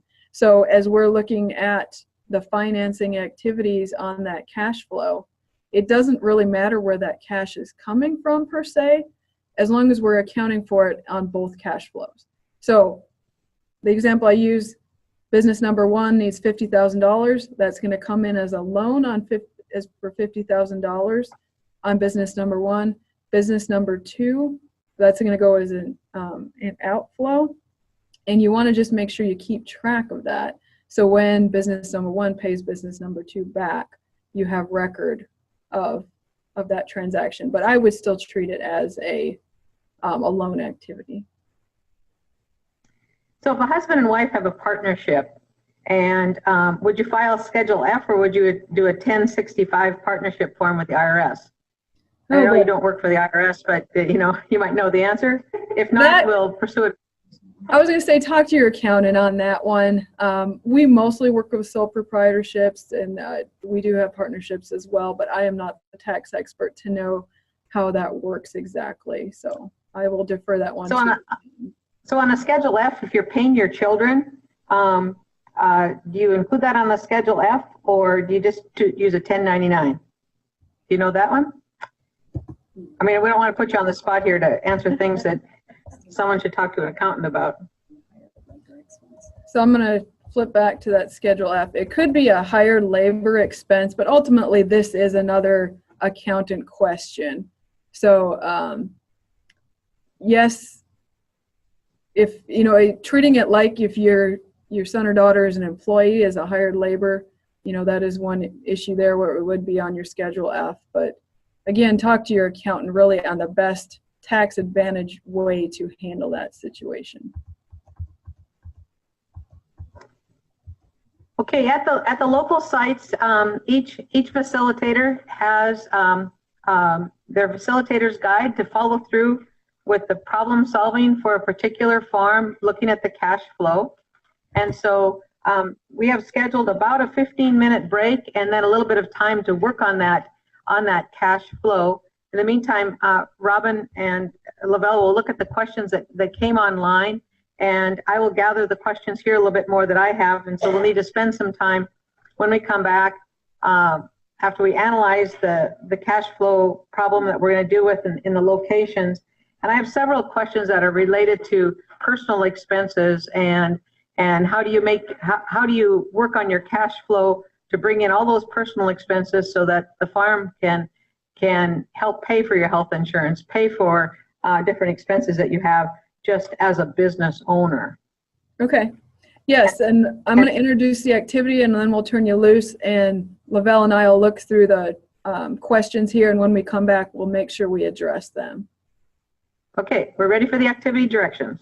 Okay, so you should have a sheet that looks like this. This is going to be the narrative for your activity. So John and Jane Gardens own and operate a vegetable, honeybee, and laying hen farm. They're looking at their cash flow needs for 2019, including both their farm income and John's off-farm income, as well as their family living needs. So using this farm narrative, you are going to find a cash flow in your packet that looks very similar to the one that we walked through, but is the cash flow for John and Jane Gardens operation. Now, just to highlight a couple things here before we turn you loose, your facilitators do have an answer key to this and have been versed on how this goes together. But just to emphasize a couple pieces of information here. So their sales are going to be mostly from CSA vegetables, farmers markets, and some retail stores. There's some blanks in here, such you'll see with the farmers market income, that you're going to have to read the narrative and fill in. Now, I want to say this a couple times. As you're filling in numbers through this cash flow, the bottom line numbers that are already filled in for you are already correct. So don't be crossing anything off and having to do any math to correct them. We did that for you because we don't want this to be a math lesson. We want you to just get familiar with the cash flow structure. So as you're going through here, this is your inflows. You'll be filling in a couple line items here. And then your outflows are your expenses. Your narrative will give you some items here that you need to fill in. And then there'll be some questions that you need to address. One will be filling in another line item, and the others will be finding some line items. So I would encourage you and work in some groups. The last question is on a discussion for what should this operation do. And as you're coming up with some ideas, go ahead and send them to us, and we will come back after the break and talk about this farm's cash flow. Okay, welcome back, everybody. Lavelle and Robin, good to see you. Yes. And so here in Wenatchee, we finished our exercise, talked about a few other things, and we have some ideas here, but I think online that you can also, let me see, did people people put in some other answers, and they had some other questions. But I'll tell you what we came up with here first, as far as answering that last question, is what can you do to manage a shortfall? And a couple of the answers was you could prepay in December some of the bills that you were anticipating next year, if you had the money to do it that way and have that tax advantage. And you could also go for a small operating loan. Can you hear me? Yes. Okay. I was just reading some of the other responses there too. So yes, definitely great ideas from your group there, Margaret. And so we'll let you take it back now, and you can read some of the responses that other people had, and then we'll talk about the personal family living expenses, and we have about 30 minutes. Okay, we will get jumped right into it. So I'm just going to walk through the activity here to make sure we're all on the same page, and then we're going to kind of answer some of the questions as we do our wrap up. But I will let you know our emails are on the last slide. We're not going to have time to address all the wonderful questions that came in. So thank you for submitting those. If we don't get to your question, email us personally with our emails at the end of the presentation. On the screen up here, I'm just going to kind of walk through the narrative here as you had it. So your first one on the farmers market. And as you can see, you just put that 20,000 in the annual estimate and then used those percentages to allocate the income out from May until November. So your farmers market income should look like this. Give you just a moment to compare there.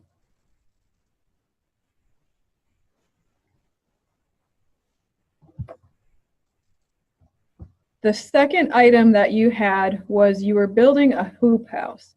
And this is something that the Natural Resource Conservation Service is reimbursing you for. But when you construct it, you have to pay that money out of your pocket, submit your receipts, and then there's a time lag before you would actually get the reimbursement payment. So how this is coming in the top section, you're going to see the inflow in April. We're anticipating of $5,500 as an agricultural program payment.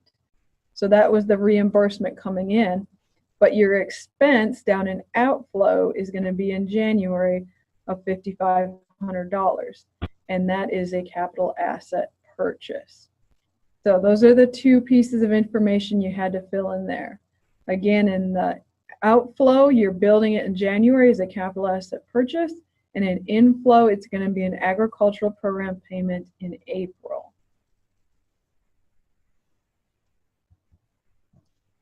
Now to the expense side. So storage and marketing, you had to fill in. You had some farmers market fees that were going to be in March, and you had some cold storage rental from May until October. Now, one of the questions that came in was, why are we lumping those two things together? Just in our standard cash flow, we do. But this is, again, going back to you structure this whatever works for you. So if you want to make those two separate line items, by all means, go ahead and do that. So, so that came about to be $1,580 total for the year in the annual column. And then you had the various months that I just listed. The next piece was family living withdrawal. We're going to talk about this again because some questions came in on that for sure. But here we have the family's going to need about $50,000 for the year to live off of, and that was spread equally over the 12 months. Okay, so our bottom line numbers. This is line 37 here, our net cash flow, and you were asked to calculate what is the net cash flow for the year. So, sorry, nope, I don't have it on. So you would have taken, I'm going to back up a little bit. You would have taken the total cash inflow. You'll see that as $88,060, your total cash inflow on line 11, and you're subtracting your total cash outflow on line 36 of $82,465. So that gives you that annual estimate of $5,595 positive that you will have in cash flow for this year that you're projecting. Okay, going on to the questions. What is your cash balance at the beginning of the year? That was just a number that you had to find here. It says starting under cash balance of $6,000. So you just take that number, and what's it going to be at the end of the year? That's just the last number here in December. It's going to be $11,595. So it is increasing throughout the year, which is the same amount as our net cash flow annually, if you connected those two things together. So what month is the biggest cash shortage going to occur? That is here in March. You'll see our cash balance is down to negative $12,719. And our last discussion question was, how do you manage this cash shortage? So Margaret, your group and another group that typed in came up with some really good ideas on that. So good job, everyone. We're going to tag team a little bit back and forth here now on some of those issues. So Lavelle is going to give you our perspective on what they can do in this situation. Okay, so yes, and we both really like the answers that you came up with. Again, there's no right or wrong answer. It's more about the discussion of what are some ideas of what you could do to manage that cash shortage. So of the cash flow is to use it as a working document that you can use as a management tool within your farm. And so with that, you're anticipating we're going to have some cash flow. So what are we going to do about it? This way you're not caught off guard and at the last minute trying to scramble. You and your other folks that you're in business with can take some time and be thoughtful about, okay, where are we going to come up with these funds, because we do anticipate that we're going to have some shortage. So also anticipating how much of a shortage is expected. So is that expected to be $10,000 or is that expected to be $50,000? Those are very, very different numbers and very different ways that you may need to actually handle those. So we are going to dive a little more into family living in about 10 or 15 minutes, but one place that some families do is they may actually try to decrease the other expenditures that are coming out. So, for example, trying to manage their family living a little more. One thing when I'm working with a farm family often is the family living expenses are not managed as well, or not they don't have quite as good of an idea of what they're actually spending for family living expenses. And so sometimes that's an area that catches people off guard because, oh my goodness, we had all these expenses come up that we weren't expecting. So that's one place that some people do, is they try to manage a little bit of it through what money is being pushed out of their farm through family living expenses. So let's say that we've already anticipated that we're pretty much on budget with where we think those family living expenses should be. So some places that we can go to find funding. Perhaps there's savings. Perhaps the farm has savings or the family has savings. Somebody mentioned with a question earlier about having another business that they were actually borrowing from at different times throughout the year. So that's a place that perhaps money is being borrowed from another place that the farm has. Maybe there's some microloans through Farm Service Agency has some microloans available. Maybe your bank does, or some different places like that. There's also the possibility of selling some unused or underused assets. Maybe there's a piece of equipment that's only used once a year, and maybe it would actually make sense to sell that and maybe rent it or barter with another farmer to maybe use that equipment back and forth. That may be a possibility. So kind of looking at that somewhat creatively.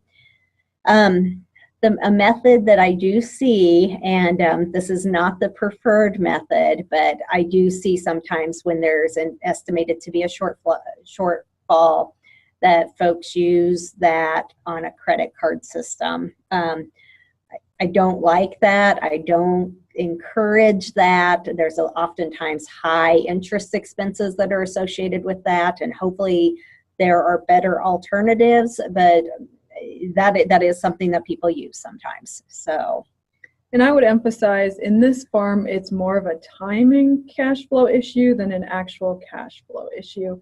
A number of farms that we're working with, they don't have the cash flow to even pay the operating loan off at the end of the year. They're starting the year at a negative balance, things like that. And so what we found, it sometimes takes a number of things that work together to help manage the cash flow problem. So we've just, and the prepaying one was a good example of sometimes it's a timing issue, not necessarily the cash flow itself issue on an annual basis. All right, we're going to wrap up a little here and then answer some questions. So I think you were going to take this section. Yeah. So these are some of the important pieces that we would really like you to take away with you as you go home today. It is very important to keep timely and accurate records. And my hope, even though you're doing those sometimes for other people or for taxes or things like that, my hope is that ultimately you are keeping those records so it's something that you can use as a management tool on your farm to make good decisions going forward. So that's ultimately what I want you to get to. But there's other reasons that we have to do that because the IRS says we have to pay taxes and things like that. So complete a cash flow annually and then monitoring it throughout the year. We hope that you can see how this is a planning tool that you can use, and then you can use that to figure out, okay, are there going to be shortages or are there going to be positives, and then how can we use those, and then recognize the timing that those are going to be so that you can plan for what are we going to do in a situation where there is a shortage, and what are some places that we can use it. So use this as a tool to manage your business. And then also, and the reason that, part of the reason that we're talking about cash flow or family living expenses as much as we are, is that this is a place that we see folks getting into trouble with. The common story that I hear when I'm sitting down with a farm family is, we don't spend anything on family living. We just live on hardly anything. But when you add up all of those various categories, it is just amazing how much money goes out and how much it does cost to live. And so making a family budget and making that a family project, you and your spouse and your children maybe if they're age appropriate, and then sticking to that budget. So it's something that you can kind of plan for how much do we realistically live as spend as family living expenses. And just to address, there were a number of questions that came in. I think we want to just spend a little bit of time here on the discussion of separating the farm and family living items. So when you are doing record keeping, it is imperative to do that. So there's kind of two pieces of this: record keeping and financial statements. You can't separate financial statements if you don't separate records. So number one, Lavelle mentioned keeping those items separate when you're doing record keeping.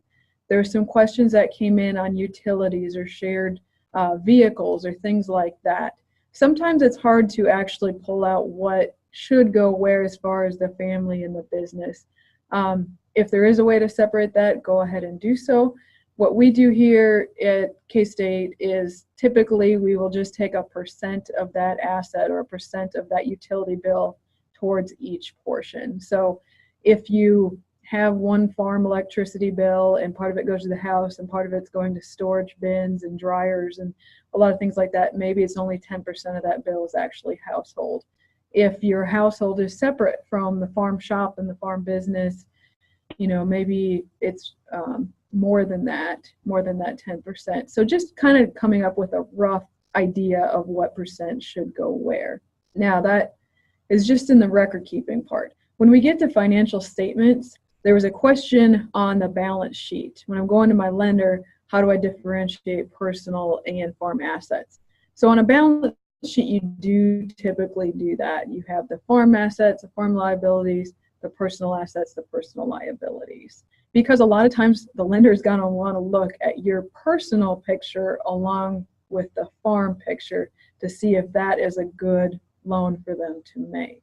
So it's important to know and have both, but separating them out for that statement is a good thing to do.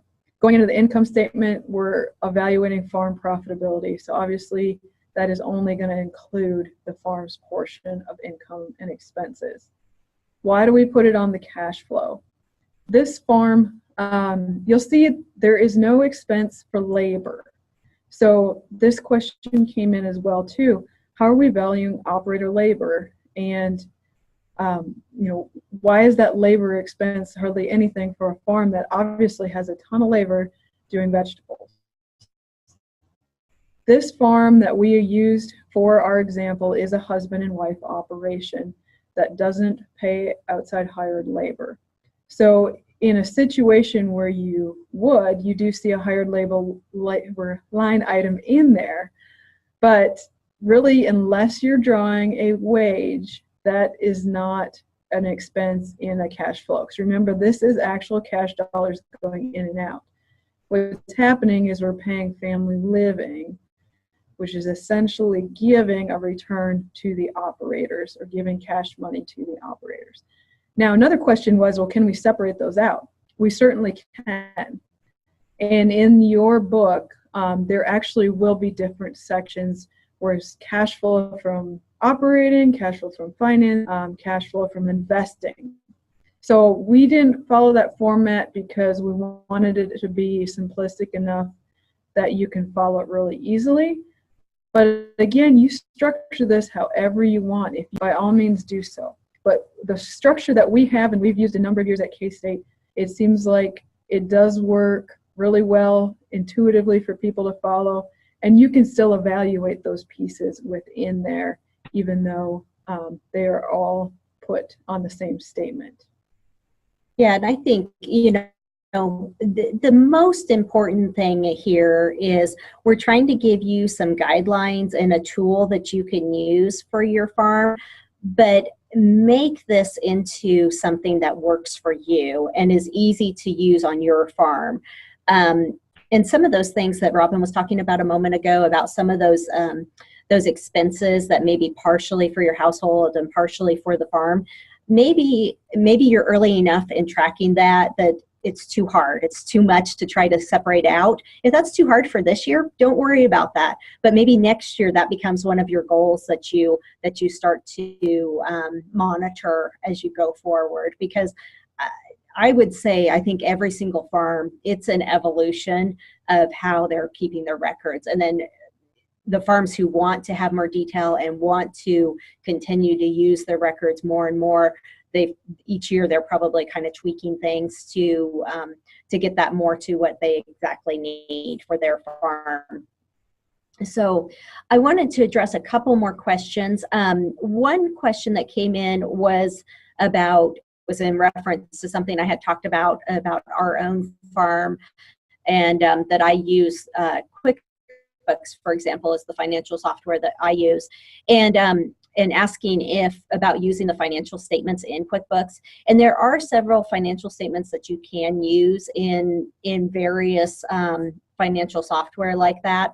And if that is a process that works for you, go ahead and use those statements. For me, I've got some other offshoots that seem to work that I've developed over the years that seem to be easier for me to use, rather than using QuickBooks all the way around for creating all of my financial statements. And so I really use QuickBooks as a record keeping system for myself and for our farm. And then I create those various financial statements in a different way.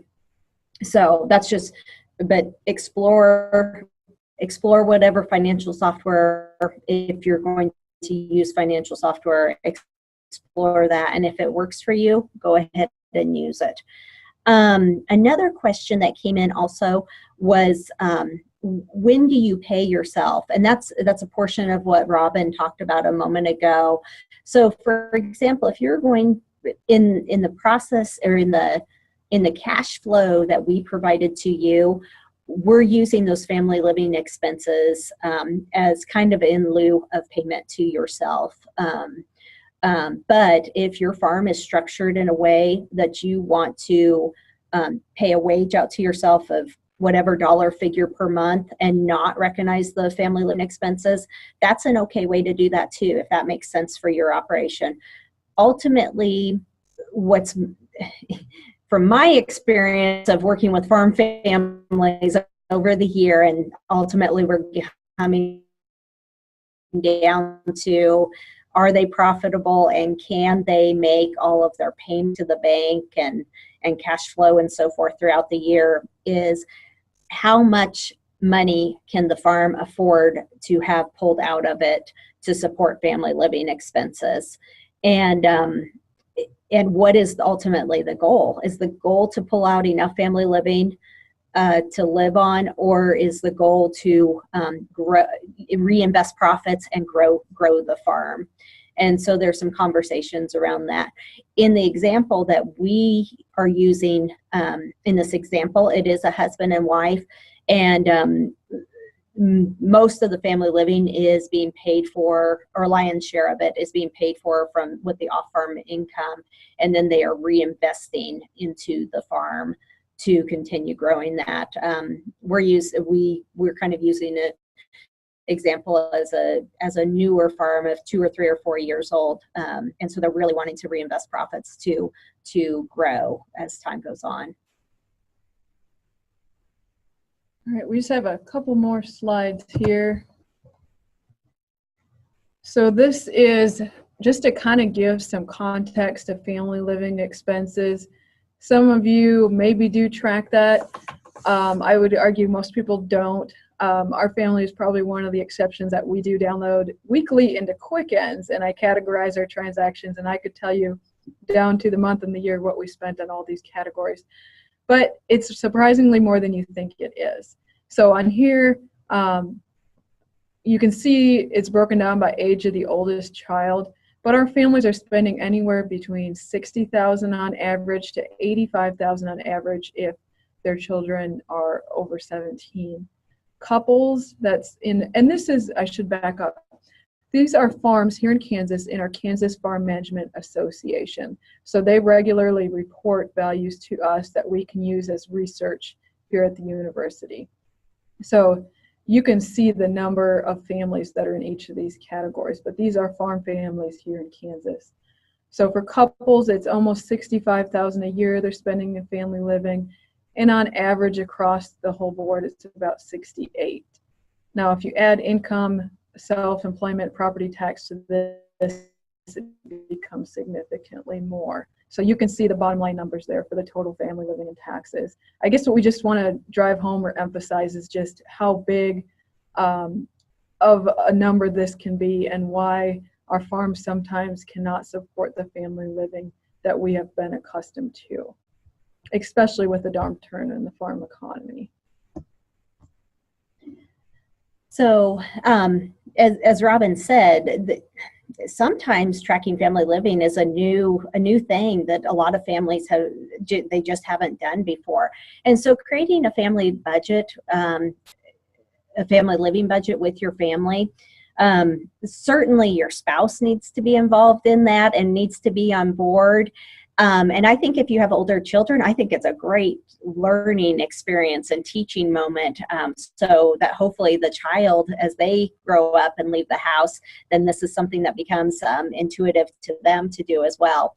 So talking about, and also, you know, if maybe before we've kind of been free reign on what we've been spending, and now we're going to kind of pull in the reins a little bit, I think it's very, very important to talk as a family about, okay, we are now implementing a budget, and you know, we may have to say no to some things that we said that we didn't used to say no to. So having that as a family conversation is really important. So there's a lot of different ways that you can track your family living expenses. When I was younger, I used to actually kind of keep a family living log. It was actually a manual paper log that I kept, and it was something that my dad always did. And so I tracked that. It was a little cumbersome, especially as technology evolved and everything. There's also apps that people use. I know that may be something that's workable for you and your spouse. There's financial software. I personally, for our farm, I have a chart of accounts in our QuickBooks that's all of these farm income and expense items.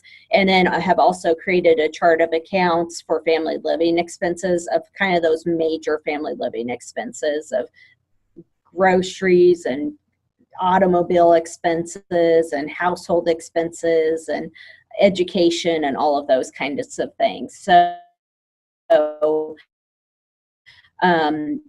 you can keep it in a financial software, or kind of like what Robin was just saying, she actually from like her credit cards, for example, into a financial software, and hers is, I think, fairly seamless as well. Yep, just once a week I hit the button, they download, I categorize them by just clicking a button, and we have a report at the end of the month. So I'll let you talk about this quickly. Okay, Lavelle. so in your folders, you have a green sheet that has family living expenses on there, the categories, and just all the years that I've worked with families, people would maybe think of, well, how much do you spend on food and meals? And they'd say, well, I spend about $100 a week at the grocery store, but they wouldn't be thinking about how much do we eat out at restaurants and what is the cost associated with that? How much do I spend on school lunches? How much do I spend at activities, at ball games for my kids, and I'm eating at the concession stand? Fees that are processing the beef that was raised on our farm, but there's the fees associated with that at the processing plant. So what I've done is this has kind of been a work in progress over the years. Every time I hear a new category, I add it onto there. But these are the main family living expenses that we look at. You may think of something that your farm or that your family spends money on that I don't have on here, but it's a pretty good list of all of the different places that most families are going to spend money at. So we did have questions. Can I find this spreadsheet for myself and use it? The website here has two different links. You'll see in the bottom corner of all of our slides is the agmanager.info logo. This is our extension website. All these materials are available free for download. So we have a couple different spreadsheets here depending on your level of familiarity with Microsoft Excel. Some are more user-friendly than others if you're starting out. And we also have a hand fill-in one that you can print out and go ahead and start building. So then if the flexibility of Excel is nice, just if you want to change the categories and put in different line items, you're able to do that. Now I know again we're probably approaching, I think, 55 questions, so it's just going to be way more than we can answer right now. I know we do need to keep you on schedule. So if your question didn't get answered and you still have questions, feel free to email Lavelle or I, and we will go ahead and address that. Robin and Lavelle, this is Margaret, and what we'll do is compile all of the questions, send them to you, and maybe give you some time to make a response, and then we'll post all the questions and answers on the Women in Ag website as a follow-up. Okay, Is that agreeable? that sounds good. Yes. So don't And we feel thank bad if everyone your for their question wonderful questions. Yeah, don't feel bad if your questions weren't answered. We just had lots and lots of them, and we could have spent another hour just answering questions, which would lead to more questions. And so if you have additional questions that you didn't get posted, you can email those to Margaret, and I'll make sure that Robin and Lavelle get those, and we'll get some answers back to you, giving us a little bit of time to get it all compiled and to them, and them having a chance to answer it. But we will let you know when it all is posted on the website. And so we're about at 12 noon. I think both of you ladies have finished with your presentations, correct? Yes. Okay. And so I do want to extend a thank you to both Robin and Lavelle. We worked long distance to put this information together. We also worked with a local farmer who was willing to supply us with some of her information in order to build these spreadsheets. And so, as I mentioned in the audience here in Wenatchee, that the hardest part of a spreadsheet is knowing what to put down the left-hand column. And I think that we have that prepared for you now. You can download it, change the line items if you need to, but at least you have a very, very good start. And so thanks again to both of you for spending your time with us and all the preparation that you did for this. And I hope that many of the audience will put it to good use. So we'll sign off now, and thank you. Thank you, Margaret. Okay, so back to the sites. It is lunchtime where we're at, Pacific time. It's past lunchtime in the one of the states, and so and back in Alaska, you've been up for a long time as well, coming to this program. So we will be breaking for lunch immediately at 12:45. You start your panel discussion in the group where you're at, and then at 1:45 we come back for our third speaker. So we'll have a countdown on the screen so you'll know when to come back, and then we'll go into the next phase of our program. So enjoy your lunch wherever you're at, and do a lot of networking, because that's what this is all about. Thanks for joining us again. We'll talk to you in a little bit. Hello everyone, this is Margaret in Wenatchee welcoming you back to the program. We had a very interesting panel here in Wenatchee, 3 ladies talking about their businesses, and the audience participating in what everybody loved the most about farming. And I hope that you had an interesting panel discussion as well, and with your audience. And so we are ready to move on to our third speaker for the day. You'll notice on your agenda that the title is Attention Women, You Are a Valuable Part of Agriculture. And I'll just take a moment to introduce Sarah Beth. She also has her own introduction that she'll do when she brings her slides up. But Sarah Beth is an author and a farmer. She's a principal owner of Aubrey Coaching and Training, an LLC. And she has different things that she's going to list with her credentials and her background as she opens her slides. But the reason that we asked Sarah Beth to join us was to talk about the value of agriculture, and sometimes, particularly as women are involved in it, because part of the problem sometimes that we have is being able to articulate what we do in agriculture to tell people. One of our conferences one year we talked about media and learning how to explain what you do, and the whole idea was you should be able to tell in 10 words to somebody exactly what you do, because people will say, oh, you're a farmer, what do you do? And they don't have 10 minutes to listen to you. And so the whole idea was everybody developed their elevator speech that consisted of 10 words to be able to tell somebody what they did. And then at that point, they could go on and ask you future questions, or if they just really just kind of wanted to know, then they could go about their business. But at least everyone learned how to develop that 10-word phrase. And so with Sarah Beth, what we've asked her to talk about is how do you balance your life? How do you do the things that you really want to do and love to do while still keeping control of your life? And what is the research saying about the value of women, what they bring to agriculture? You saw at the beginning when I showed you some slides about the value of agriculture in your state and how many women were farmers, and that data that you could use. But now we're going to go to Sarah Beth and have her talk to us a little bit about how we encourage other women to farm, how we bring other women onto our farm, how we talk to young women about coming home to farm, and a variety of topics like that. So Sarah Beth is online, and Sarah Beth, we welcome you to the 2018 Women in Agriculture Conference. Oh my gosh, Margaret, hello. And just a quick check, is the audio okay? Do you hear me? We are fine. You're all set to go. Great. Thank you. Welcome. Hey, wow, what a great platform for this. And Margaret, as she suggested, just that whole concept of, we are going to talk about this today, of being able to be in agriculture, to be able to farm, to ranch, to raise livestock, to raise crops, to raise a family, and yet be able to do what you want to do professionally, or the combination of those, and using this medium, talk about an awesome way to do that. And I think that it's, I'm just really excited about being here. And it sounds like Margaret sent me a little note that you also got a little bit of a sneak peek of some of my preparations of practicing my speech, and my marketing person is reminding me, get that social media on there, Sarah Beth, get that, make sure you get those posts up there before those sessions, rock that out. So, practice makes perfect.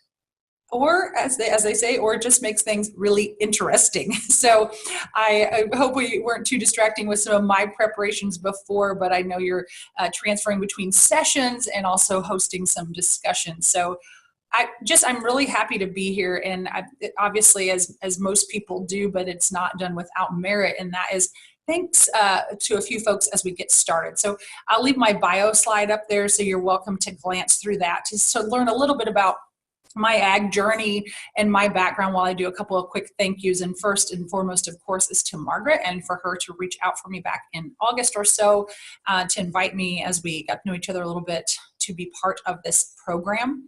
And I commend you for this. This is an opportunity and a structure that allows you to both be collaborative yet independent, together yet convenient. As I've told friends and peers the last few days and over the weeks, and even today when I was just doing some quick social media before the session about this, everyone is so impressed. I mean, I guess that's the easiest way to put it. Just so excited that this concept has worked for you all as a model for several years. So I'm delighted to be part of it, and I think it's a great structure that moves you forward. So thanks so much to you all, Margaret in particular at Washington State U. And then clearly have some sponsors to thank. We're delighted to have our friends at Rabo to sponsor this session today. I believe they're a new participant in the program, and I'm happy that they were, honestly just the type of organization that would be excited about supporting women in agriculture and the ways that we can get together both conveniently and effectively. So I really want to thank them. And, again, back to Margaret's initial point there, I have to thank also the American Royal Livestock Show and a couple of friends here, Alyssa, Morgan, and Amy, who set me up because, like she said, around that topic of being able to do what you want to do and grow the way you want to grow as a professional, but also be in agriculture. That is exactly what I am doing this week. So ladies, I am actually coming to you in a pair of jeans. I don't typically wear jeans to do keynotes, but as we are on Zoom, we have that ability, but also because I'm at a cattle show. So my husband and I raise cattle and hay in central Indiana, and it is just that part of my life that will always be there. So it's a big chunk of our livelihood, our income. That's what my husband does. But it's also just who we are. And I think that you will probably all understand that. So when Margaret made the invitation to speak to you, I said, yes, but I'm actually going to be at a cattle show at the American Royal. It's the annual meeting for the Hereford breed. And I was a voting delegate today for our Breed Association Board of Directors. So we had to do that this morning, got that out of the way. And it's just great though when you're able to combine these types of things. So super exciting from that standpoint. And and speaking of being able to be who we are and live the way that we want to live, that's what we want to talk about today. So let me open with this. This is a poem that's found in a book called "O Pioneers" by Willa Cather, and it's evening in the flat land, rich and somber and silent. The miles of fresh plowed soil, heavy and black, full of strength and harshness. And that's from Willa Cather. She calls that poem Prairie Spring. It's in a book called O Pioneers. Now, this is not pop fiction. It's not new. I can see several of you, so I don't know if there's any of you who can wave at me. Has anyone heard of that book, O Pioneers? Anybody? I'm leaning closer because yours to see anybody. This book, if you haven't heard of it, I would not be surprised. Willa Cather is an author from the early part of the last century. She wrote this piece in 1913. So we're talking about a 100-year-old piece of material. And I bring it up to you. You say, well, why is that relevant today? Why would we bring up that? Well, first of all, I'm an avid reader and I love older literature. But I bring it up because the story of Willa Cather, the author, is pretty interesting. So she grew up in Nebraska. 1880s to the 1890s was her sort of formative years. And she wanted to move. She wanted to get away. She grew up on the farm. Her family were immigrants. They farmed there. She decided to then get a degree, which at that time, obviously a large feat in and of itself, but she did, and she became a journalist. And she went to the small cities there and then to Omaha. And then she ultimately went to New York City and had a journalism and an editing career, magazine editing career. Again, in the 19 teens, pretty exceptional to be not only educated, but to have moved from the Plains, the daughter of immigrants, to New York to have an editing career and in a literary career that she wanted to start. So she began writing. She wanted to not only be an editor and edit others' works and write in magazines, she wanted to write novels. And she wrote some different things that her advisors and editors told her would sell.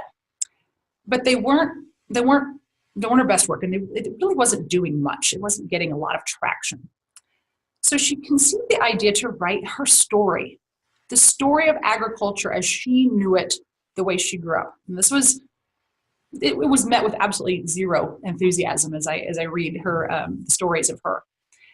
And then even more so, Oh Pioneers is a story of the Nebraska Plains in the 1880s, 1890s of farmers.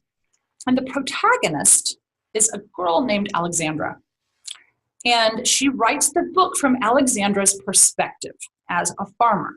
Alexandra, and she had brothers, and they come home one day in the story, and their dad is dying. And dad tells the three kids, Alexandra is going to run this farm. Well, obviously the boys aren't real pleased. We could see that happening today. But that's how the story begins to unfold. And I love the poem, which is in the book, and it talks about the strength as well as the harshness. And so Willa was originally told that that story would not work because the protagonist was not a woman. She was was not a man, excuse me. She was a woman farmer. And she was advised by the big editors in New York to change Alexandra to Alexander and write the book from a man's perspective. Well, Willa said no. And she went on to write a number of other books. You can find many of them. Another favorite of mine is Mia Antonia, another similar kind of story about the farming time in the 1880s, 1890s in the Plains, written from a woman's perspective. But she didn't change. She wrote the book from Alexandra's perspective, and it's both strength and harshness. It talks about the good and the bad. It's romance, but it's also hard work. And so I'd encourage you to check it out just because it's a favorite of mine. I think it's beautiful writing. But I love the story as it sets the stage for us today as we have the chance to come together and capstone your afternoon. And so when Willa thought about agriculture, she thought of a woman in ag. And that's what she wanted to write from. And that's what I think too. You know, when you think of agriculture, what do you think? Who do you think of? What does a woman in agriculture look like to you? You know, to me, it looks like the picture of my friend and client, Annie. And Annie's around in her mid-50s. She farms in the South with her sons. They have a rather large operation that they run. And she not only is very involved in agronomy, that's one of her passions, but she also manages no less than 10 family board members as the CEO of the organization. A woman in agriculture looks to me also like my best friend from college, Julie, who when her husband works and he has an off-farm job, but they farm as well. She is not only a woman in ag, she is a farmer. When they needed to add more semis, Julie went and got a CDL. She's even got her name on the truck right under that little door over there. When there was some broken fence and some pins that needed recanoodled, Julie decided to weld. Why? Because that's what farmers do. They learn how to fix things, and she did. A woman in ag looks to me a lot like my friend and our young customer in the cattle business, Abigail. Abigail's bought cattle for my husband and I for several years. She lives around 4 hours away. And when she was in high school, she's in college now, she bought some heifers from us, and she needed to come pick them up. And we had not met, she hadn't come to the farm before. She had seen them at some other places and we talked genetics, but she hadn't been there. So imagine my surprise. Abigail's in high school, 4 hours away, when a truck and trailer rolls in and she gets out. Just her. I said, oh my gosh, your mom, your dad, grandpa, whatever, didn't come with you? And she said, well, they would have, but my sister had to do this and my other sister had to do this. And then we had to get, mom and dad had to get stuff in the field. And I really wanted to get the heifers because I need to get them started. So I just said, I'd drive over and do it. I mean, that's a woman in agriculture. And maybe when you think of a woman in agriculture, you also think about yourself. I hope you do. And so today, I've just got 3 points to cover with us. As we grab the clock, and I'll encourage Margaret to interrupt me as she needs to or wants to. If there's some fun questions out there, I'd love to take those. So Margaret, don't hesitate to do that when I take a pause or when you just want to pop in. I encourage you to do it. But 3 topics I want to address in thinking about us as women in agriculture is one of the ones she referenced at the beginning. What's some of the interesting facts? True facts about what the value we bring to the business. And what are some ways that when we are mentoring others that we can encourage them and mentor them and even recruit them to our industry, and whether that's in the agribusiness side or maybe more importantly at the farm gate. And then lastly, and you probably have this worksheet in front of you, what are some ways that we can think about the strengths that we have and that we bring to the business and leverage those? So we'll spend a little time on that. So many of you probably seen this stat. It's a USDA Women in Agriculture statistic, and basically it says there's 1 million of us out there. Now that doesn't take into account the size of the operation, the crop, the livestock. It's just, it's a rather vague statistic, and in some ways that number is both big and small. 969,000 women farmers sounds great, but it also is that representative? Well, we are so familiar with that statistic of, well, there's 2 million farmers left in the, family farms left in the country. And so are we half of those? Does it matter? I don't know.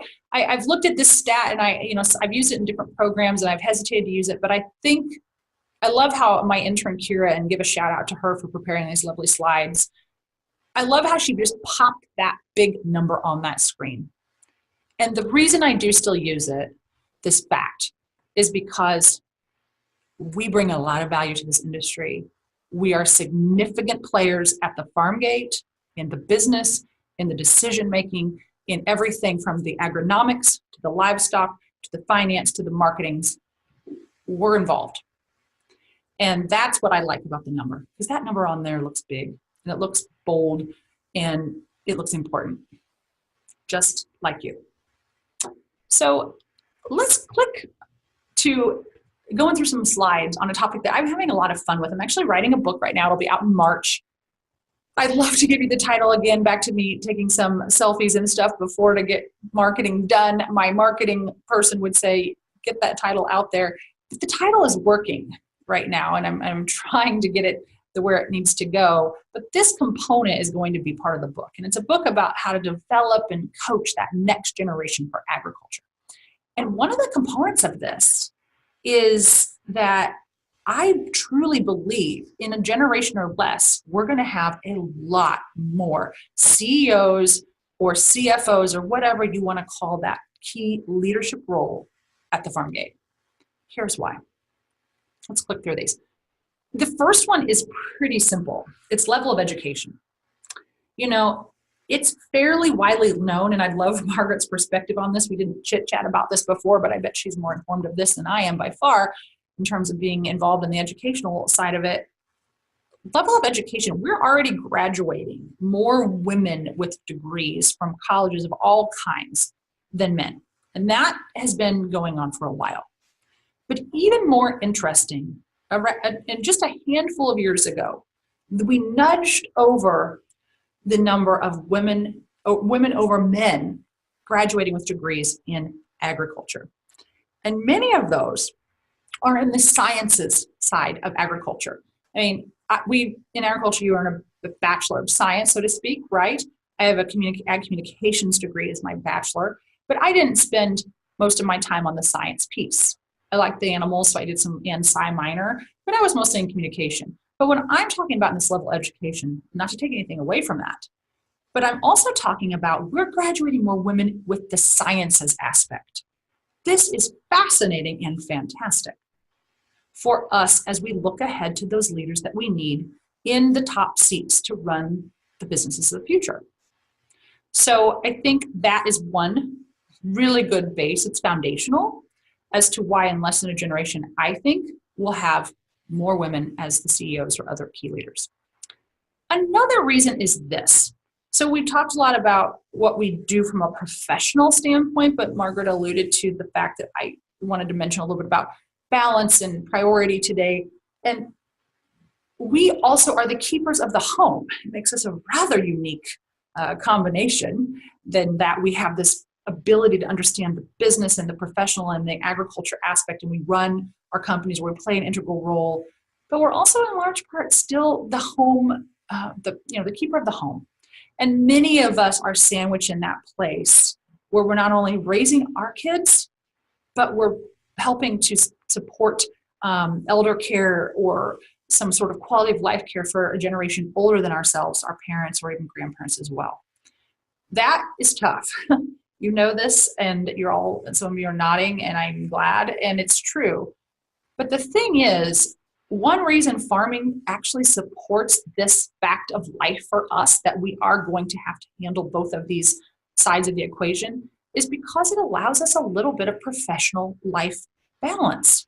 You know, if we can have that access to working from a place that's close to where we live, is also where we have access to those family members that we need to take care of, and we have, if we're the leader of that organization and worked our way up in that organization, we can, take care of our kids and attend their functions and allow them to have that quality of life there on the farm. I think agriculture and running things at the farm level, because of that, are fairly appealing to younger women today. And so people tell me all the time, oh, how will I ever attract younger people back to the farm? We have a lot of ways that we can do this. And I honestly think this quality of life balance is one. Another one that is related to this is the ability to do what we're doing today. Use technology. And it's different than a generation ago. A generation ago, you had to go somewhere else to have a professional part of your job. But as you know, we farm, we raise cattle and hay. And I also run a consulting practice, and I run it from home. But I couldn't do it without gig internet speed. And I was actually on the cooperative rural phone co-op board when we installed that in that area. And it has made a massive difference. So from a quality of life and professional standpoint, the ability to both have the life you want, be able to take care of parents, raise children, and have a career because of the access to technology, we're seeing this in a way we've never seen it before. I think it's extraordinary. It's what I do, and I believe that's just going to go nowhere but up. Okay. We also have fewer traditional, and I put that in parentheses for you all, but I'll use an example, blind spots. What do I mean? I have a really good friend who is a grain marketer. She works as a grain marketing firm. She's got, company has a board of trade seat, and that's what she does. And so she takes clients all over the country.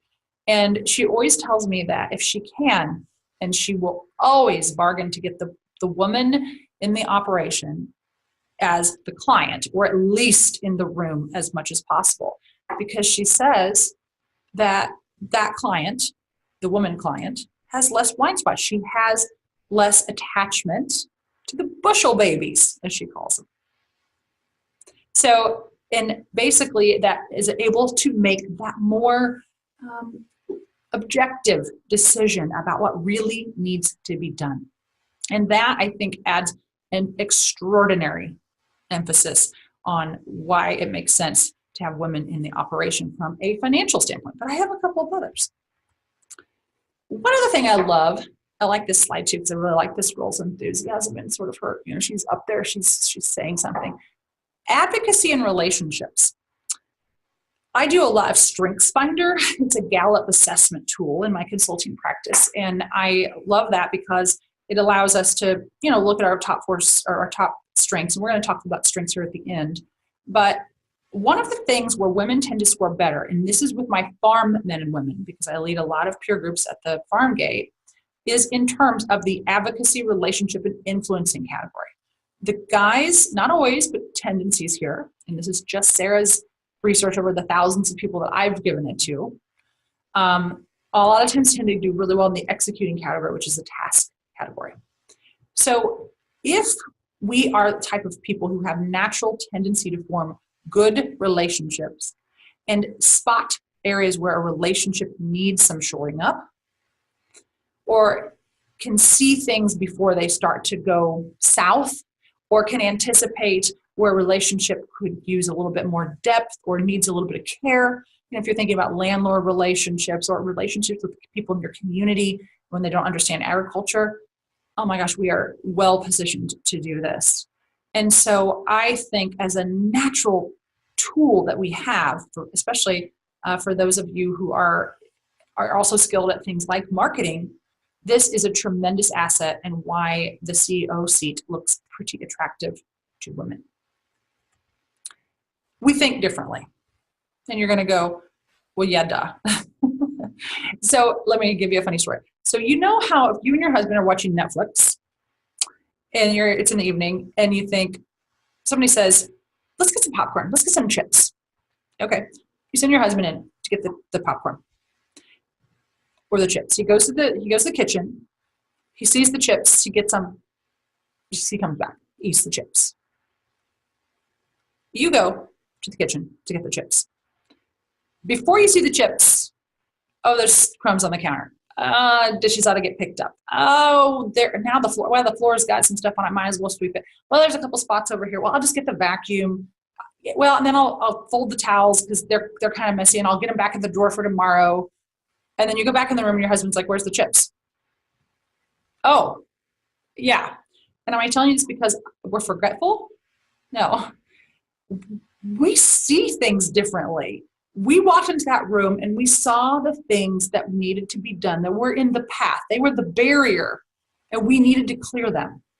This is not just Sarah's thinking, because that story is actually my husband and I's story. So I think that it's a true story in my case, but science tells us that we think differently. So researchers have proven in the last handful of years in psychology research tells us that our overlap in the way that we think is only 10% between guys and gals. So we literally bring almost two different perspectives to the table. Now, part of you are going, yeah, no kidding, that's driving me nuts. And I understand that. And they've written plenty of books on the women from men, or men are from Venus, women are from Mars. I haven't read that lately, but you've all heard of it. It's kind of older now. I mean, we know this. But if you think about it in terms of the science that says we think cognitively a little bit differently, we add different skills, we bring different value. We both need to have a key leadership role. So I'm really encouraged by that. And it's just about a different way of processing. They also have done this research with color. Have you ever noticed your husbands have no idea what the colors are on things? I mean, I complimented a gentleman today walking through the barn, and I was like, I love that pink and white shirt.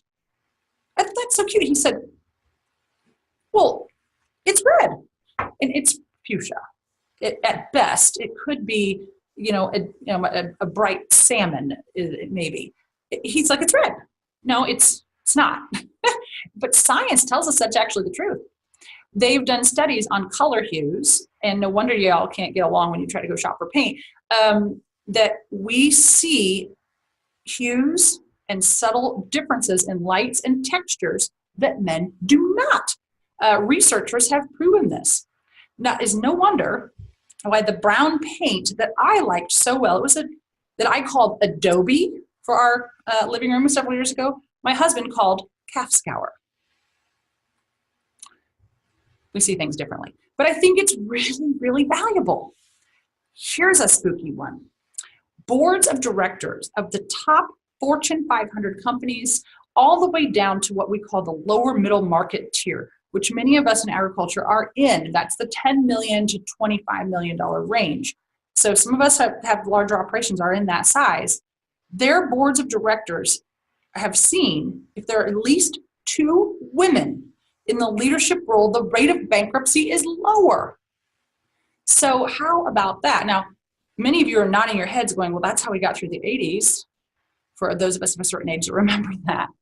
But Fortune 500 companies are showing this, that if we have women on the board or in the leadership roles, the bankruptcy rate is lower. I am fascinated by that. And I haven't even done enough digging on that to have as much fun with it as I plan to. But I think many of you can probably nod. Now, is it because we're more conservative? I don't necessarily know that that's the case. Is it because we see things differently, like we just discussed? Maybe. Is it because we just have two perspectives that are different and we're able to have a sensible dialogue? I don't know.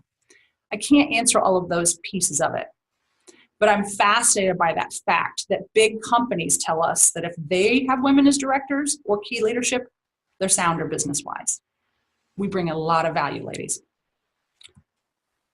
The other thing that's really interesting, and we know this too, is that women control most of the consumer spending, right? I mean, most of the products are bought in any household by women.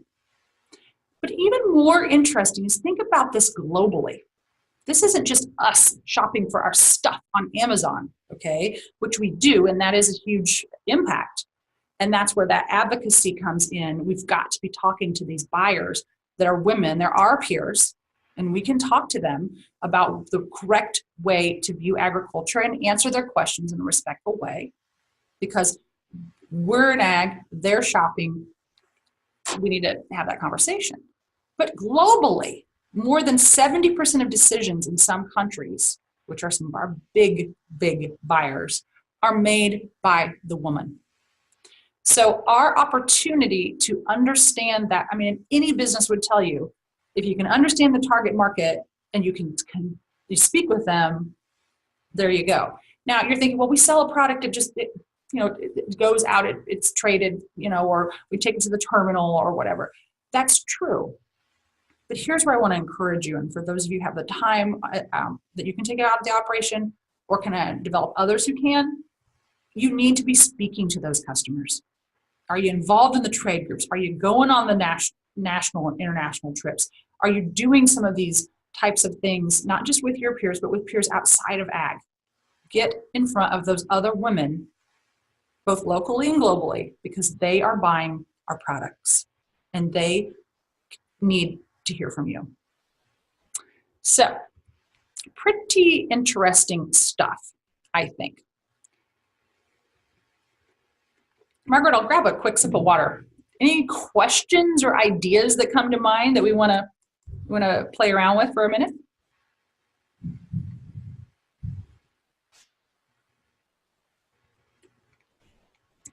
All right. Well, pop in if you have a cue, but otherwise, let me keep going here. So, encouraging and recruiting women. That's my second topic that I said I'd spend some time with you on today. And many of you are already doing that, but the first thing I want to ask you is, how were you brought into your business?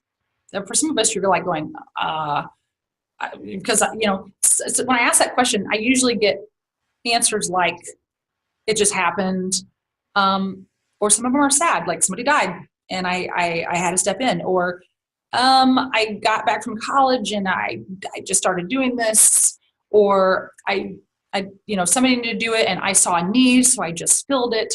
And those answers aren't bad. I'm not taking anything away from that sort of accidental leadership that we all fall into it in some ways, right? Taking nothing away from that. However, I want to encourage you, though, farming forward requires intention. It's not the same as it was a generation ago. It changes so fast. And so my push in my consulting business, and you'll see from my book that'll be coming out in March, is that we take a proactive stance on this in ag, that we consciously develop our fellow leaders that we need to be bringing into the business, whether they're there now, and we want to develop them and encourage them and transfer our knowledge. They may be us, and we need to take a very proactive and intentional role in growing our experiences and our knowledge base and our training, if we need to take that in to get where we need to be to lead a business, not just today, but 10, 15 years from today. And then also in those younger individuals that we're hoping to bring up. So let's just spend, if you wouldn't mind, with me a couple of minutes talking about some ideas that I would share with you for how to develop the leaders in the business, including if that person is you, and you may want to develop these skills in yourself. Okay. The very first one is super important. I'm going to tell you that this is not one that I'm good at. I do run my own business, but this is not one of my strengths. So I use, I have an accountant, obviously, and a CPA, but I have a consultant that helps me with this on a macro level. But it's a really interesting point. I have heard from 3 women CEOs of agribusinesses in the last 18 months at events from the front of the room, big keynotes like this, only, we're all in the front of the room together. And every one of those CEOs has said this: get P&L, profit and loss experience, if you want to lead the company, the farm of any size in the next generation. And I say, don't just call it payroll, because I will have people tell me, well, I do accounts receivable, or I write checks every week. That's fine. I'm taking nothing away from the necessity of that. But that's not the P&L experience. We're talking about, do you know how to read a balance sheet? Can you understand a financial statement? And if you can't, and you expect to be in the leadership role of your organization, your farm, going from today going forward, get that training. Because we know that one of the most critical issues we're facing is financing. And if we not only cannot explain and understand the financing, how can we help ourselves to do a better job of getting that financing when we go to the bank and have a challenging conversation? So I really encourage you, get that P&L experience, or help the younger or other peers that are women in your operation to get it. Because a lot of times we've seen us get boxed into the payroll or just these smaller game things and not done the heavy lifting on the balance sheet, the financials, and that level. We need to go all the way to the top if we're not there. Okay. Sarah, we had a couple of questions. Yeah.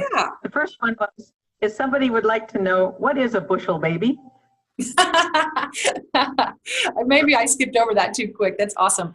So my friend, as I mentioned when I told that story, is a grain marketer. So she works with a company that's got a seat on the board of trade, and they merchandise grain as well as they have as well as livestock as well. But in the bushel baby thing, she talks about obviously grain is measured in bushels, and she says a lot of her male customers just think about their bushels as their babies. And they're so scared to let them go that they're always like, well, we'll just get a little bit more money. We'll get a little bit more money. Let the price get a little higher. Let it get a little higher. And so it's their baby, so they don't want to turn it loose. Thank you. Another question that we had come in is that some of the talk today has been very broad as far as women getting involved in agriculture, and sometimes women of different persuasions, binary, lesbian, whatever, have difficulty breaking in to the agricultural world. Have you had any experience with that or opinions on that, of looking at a more of a diverse audience? Well, I think I have, and it comes up more and more because we're more open to the dialogue. It's not that it was those kinds of, binary wasn't there before. We're just more open to the discussion. And it's come up to me, and I talk about that a lot actually in a presentation I do, but this topic can be spoken about in brevity here, and that is communicating our value. So no matter what, we have to communicate our value. And I know that sometimes that can feel more uncomfortable if we feel like someone in the operation is different, and that can feel challenging or uncomfortable, but we must communicate around that. And that in ag, honestly, we've done a poor job. At the end of the day, that's one of the weaknesses, is having open dialogue about a lot of issues that are different or difficult or are not the same as they used to be. And so I think that's probably the most important place to start on that, is to be able to create a culture. So if you're in an organization and you're in a leadership role, create a culture where where dialogue around differences of any kind is acceptable. Another question, thank you. Another question that came in is looking at, sometimes we find ourselves in a situation talking with another individual who doesn't realize we're in the agricultural business, and they make comments about, well, farmers this, farmers that, they have a new pickup, they must be making lots of money, and why can't they make our food safe? Why do we have all these recalls? Why does food cost so much in the grocery store? Those sorts of things. Yeah. And what would be a little elevator speech that somebody could reply, short of saying, well, I am one of those people that you're talking about, or even saying that and then continuing the conversation? Yeah, wait, that is a really good little elevator speech. Well, I am one of those people, right? I want to back up from that though, Margaret, because often I find what we do when we're in the elevator and someone says, well, those farmers are rich, they have new pickups, or, well, I wish they would, GMOs are bad, or whatever that stuff is. A lot of times what I see us doing is just not saying anything. And so I back up just a step more from that mini elevator speech and say, are you willing to say something? And this slide up here, let her advocate, that I'm getting ready to talk about in a sec, it's about that. And so I think that's the first place to start. And then the most important tip is to not be adversarial, to ask if they have questions. And that's where I usually lead, is we are farmers, and actually that's not something that is true, but what questions do you have about that? That's usually pretty diffusing, and it's a decent place to start. Okay, thanks. Yeah, thank you. I'm so delighted to get some questions. So let's cover a handful of these tips about some ways that we can help develop ourselves as leaders or those others in our operation. So we just talked about the P&L, and Margaret's alluded to that advocacy piece, which is great since the slide is up.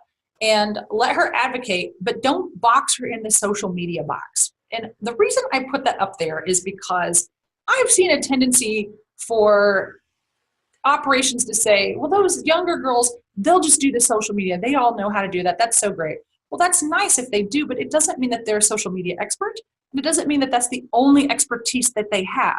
It just means that younger generations were more exposed to devices and technology and are more native to running these things.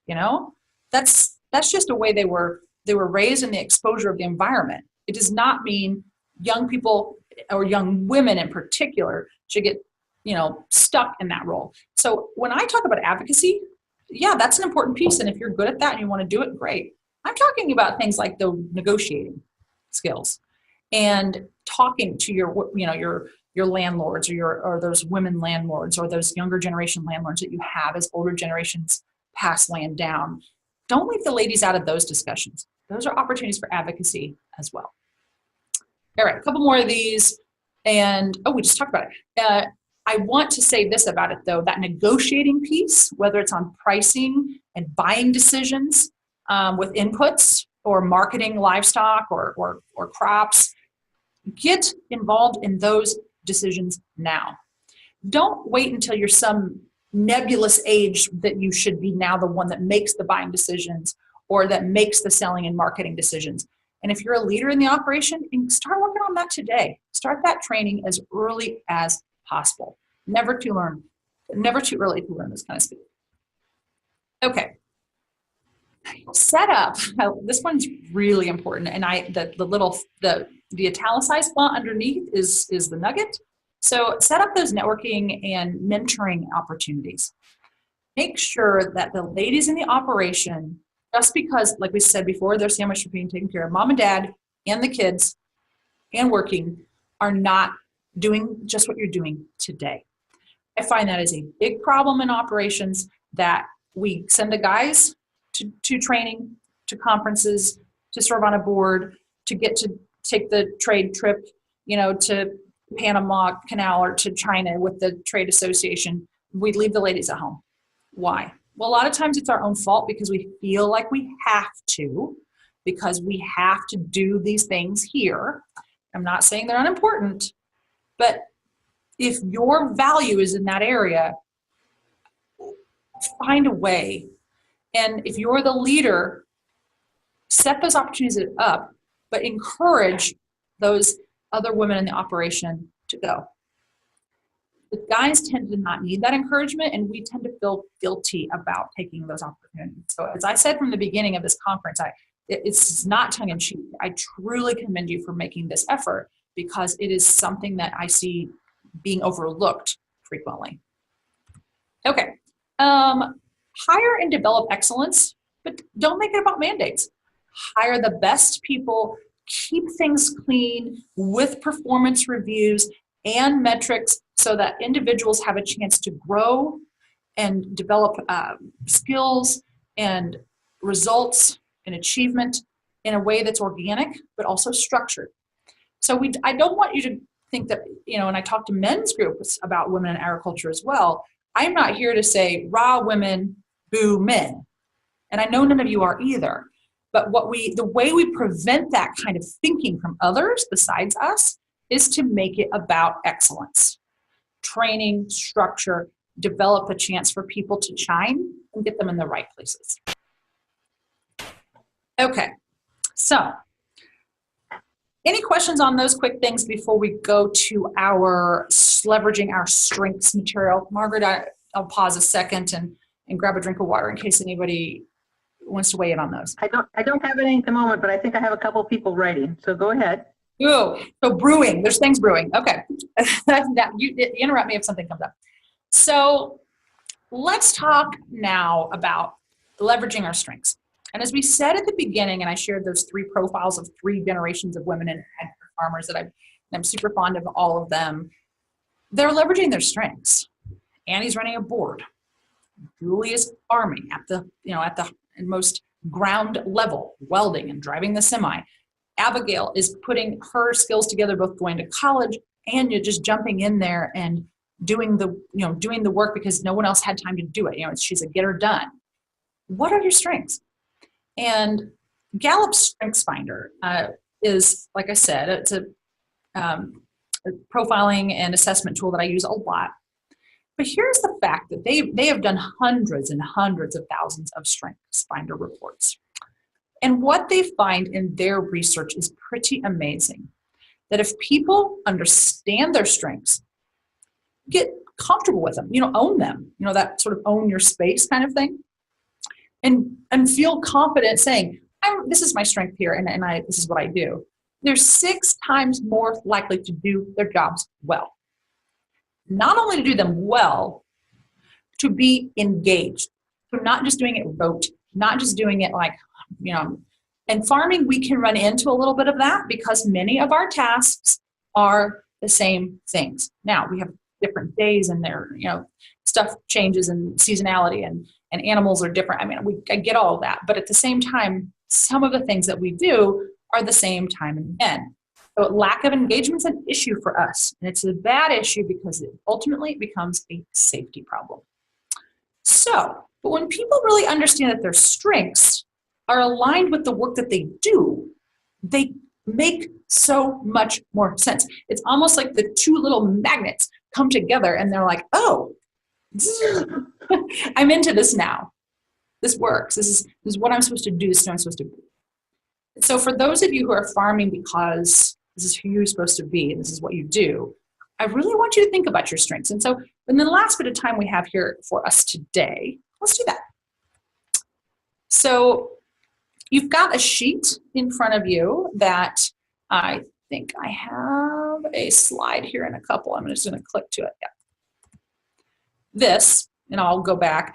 Pull that out if you don't have it already, and let's begin answering these questions. But let me do this sort of, for those of you who have to know, why does this matter? And I do, and that's why I made the slide. Why focus on strength? We have had a tendency in leadership in the previous thinking, up until the last practically generation or less, of focusing on weaknesses, of fixing. Now, we are fixers as ladies. Oh boy, we are. And that is a good thing. But we spend a lot of time in the negative because we were always worried about what's wrong. Like the example I gave, that science tells us that we see things differently, that we literally scan the room and see it differently than the guys about the chips. Strengths are sometimes the same. Here's all the weaknesses. If I don't fix those, I can't move forward. I want to share with you that I think that's not only wrong thinking, I think it's best wasting your time. Let's begin to think a lot more about those strengths, the positive, natural tendencies and potential, and then what you can do to develop those. Put the bulk of the effort into building on success instead of fixing failures or fussing around about limitations. And don't ignore weaknesses. So I'm not talking about the old term Pollyanna or an unreasonable lack of self-awareness that says, well, I don't have weaknesses. I have all strengths. I'm positive. I don't mean that. It just means that you better manage and mitigate those when you work to improve the strengths, because that's where the effort's going. Let's do some of this together. So this little sheet in front of you, I've just got 4 key points. Is whenever I speak anywhere, I always, whether the topic is fun or it's a training or if it's a keynote, I want people to be able to leave with something. That they not only took away some message, but they took away something. So that's what I want to create for you here. So start out with this. Just take a couple seconds. And I'm going to talk a little while you do this because we are live and in different places. But what are your greatest strengths? 3. Jot them down. And if you're using a tablet or whatever, that's fine. What are your 3 greatest strengths? Some of you are going to say, well, I don't know. That's being a slacker. You have them. And if you can't think of them off the top of your head, if you came with a friend or a colleague, look at them and ask them right now what they think. A couple of the quick ones. I'll give you some examples. These can be very silly. They can be very, very serious. They can be extremely tangible, or they can be extremely broad. I'm not putting demands on this. One of my greatest strengths as an executive coach is on StrengthsFinder. When I take the Gallup StrengthsFinder assessment, my number 1 strength is achiever. So that works for me, and how I use that in my, just giving you a tangible example here. How I use that in my business as an executive coach is I use that to help encourage and push my clients to realizing the potential they want to realize. So I have a natural drive to get stuff to the next level. I get very frustrated in status quo, and I bet many of you do too. So that is the type of thing when I executive coach, I don't do a lot of that discovery process. It's important. That's not the whole part. My strength is, all right, we've talked about it. Where are we headed from here? So that's just an example in my case. What are yours? And you can write that down in a word or 2, or if you need a phrase or a sentence or a bullet point to describe it, that's fine. All right. Now, this is with it. We're going to layer this. It's like a cake. I don't cook much, but I can understand a layered cake because I do enjoy eating them. So this is like a cake. So the strengths are down here. Where are these? What's this foundation? Really good strengths that I have. And you can come back and clean these up and edit this later. And I would encourage you to do so. And feel free to reach out to me on social media about how you did this as well. I'd love to dialogue with you there. So start there. 2, what unique value do you bring to your farm? If you weren't there, what on earth would happen? And I know some of you are going, all hell would break loose, which is probably true. But really, what is it? There's something unique. Like you heard me talk about my 3 ladies of those 3 generations, those 3 friends of mine. They all brought something so unique. You do too. What is that? And if it's a couple bullet points, that's fine. A phrase. What makes you unique? In my case, I bring a forward vision. My husband, love him to pieces. Every single morning, 18 years, he tells me he's going to go feed. He has never missed a day in telling me that. When I'm gone on the road, when we're on the phone having a little chat in the morning, guess what he tells me? I'm going to go feed, babe. I know he's going to do that. I don't think he will ever forget it. And obviously, we have cattle. So all of those of you who have livestock know, if you didn't feed them, they have a built-in mechanism that makes them noisy when they are hungry. So you'd get a reminder. It'd be kind of like a phone notification. His strength is task. Mine is strategy. Poor thing, every year I make him have a strategy meeting, and we do it every 90 days. But that is because I think in the future. So that's the strength. He gets the stuff done now far better than I ever would. But we would never grow without the forward vision that I have. So that's the way we're different. What's your unique value? All right, ladies. Number 3, how then do you see those top 3 strengths that I asked you to identify in number 1 manifested in what you do on a day-to-day basis? So this is brass tacks. This is not just big picture thinking, which some of that earlier stuff is a little bit big picture. This is now down to the brass tacks. When you get up every single morning and you are in your farm, in your operations, you have those strengths. How do those manifest? How do you see them play out? How do you use them? What do they solve? What do they prevent in what you do on a day-to-day basis? Jot those down. And that could be two or three points. It could be an example of something that you solved, prevented, fixed, or improved. Anything you want there. All right, and then the last one on my list is the forward thinking. So we've talked about what are the strengths. We've talked about what's the unique value. We've talked about how do you see those strengths actually being used, physically, the tool out of the drawer and making something. This one is, now what? And when Margaret and I began speaking about this program today, she said, you're going to be coming on towards the end, and we really want someone to help and encourage and remind the women of the great work that they are already doing as part of women in agriculture and women at the farm gate. Yet at the same time, we know that our work's never done. You don't need me to remind you of that. But my grandfather and grandmother both lived to be 93, and my grandfather just passed. And when I was talking to him not long ago, this was back in March, and he passed in August.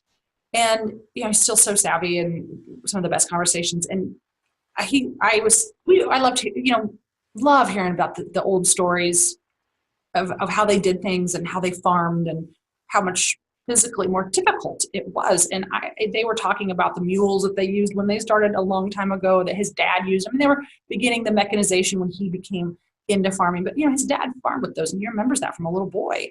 And we were talking about that, and I was just like, I can't believe how difficult that was and how easy we have it now. And he said, Sarah Beth, that's just not true. We had that level of physical labor that is different, yes. But the way you must farm now and going forward is far more difficult than I can ever fathom. My grandpa read the Wall Street Journal, as I do, every single day. He's a farmer. And he and I enjoyed talking about global issues and how they affected us at the farm gate. And that was his point. He was saying, your impact, your influence in farming now has to be so much different as one individual than we ever would have dreamed. And so he challenged me to think that, no, what we did wasn't harder. What you have to do farming forward is harder. And so I encourage you to think about, okay, where do I go from here? I have a certain set of strengths. What can I do to leverage those? Where should I develop those? Is it more training? Is it more networking in opportunities like this? Is it serving in a board or some capacity where I can gain some different level of experience? Do I really manage people well? And maybe I need to bring someone in and delegate some roles. Do I need to change the role that I do? Does our operation need a relook? And do I need to lead that process? I don't know what those are for any of you. But I encourage you, farming forward from today, leveraging your strengths and also continuing to build and grow on those is the very first place to start. So what do we have, Margaret, for questions around these topics? One question that we had come up was, you talked about a personality test. And somebody wanted you to elaborate on that just a little bit more. Oh yeah, sure. So I've used a lot of different professional and workplace assessments. The one I mentioned there was called Strengths Finder. Gallup, Gallup product. They cost about $20. You can buy them on Amazon or you can buy them on Gallup's website. Now that is not so much personality as it's a little bit more workplace styles, but there are a lot of them out there. It depends on the need. I've used that one a lot because it's less about personality and it's more about what we just discussed, which was strengths plus your experience equals, or excuse me, talent plus experience equals strength. So that's the one I use a lot in the workplace. So taking off on having an impact. So many of us can define 3 strengths that we have, but sometimes we're busy being busy. Sometimes we're really being busy just trying to get the work done. And so what do you suggest as a first step after identify those strengths to take those and have an impact, particularly as some women may be trying to have that impact in a very traditional community of farmers? Mm-hmm. And well, many of us, how do I get started when I'm busy? Where do I start first? yeah. How do I get started when I'm busy is the eternal question that we cannot solve unless we make the time. And I understand that is difficult. And it comes down to priority. And one thing that we thought about talking about today was really this priority matrix that I do. But you can do this in any capacity. So I like starting with strengths, as you just said, and really taking an inward look, because any good professional growth and development, I don't care if your community is conservative or not, comes from being self-aware. So get that inward look that says, okay, here's what I really am good at. These are the strengths, and I actually can improve upon a couple of these, and it would be a benefit if I did. That's the first place, like we just talked in that little 4-part quick exercise. And how do you communicate that out to, like you said, a conservative community or within the day-to-day job where we're busy? That has to come from priority.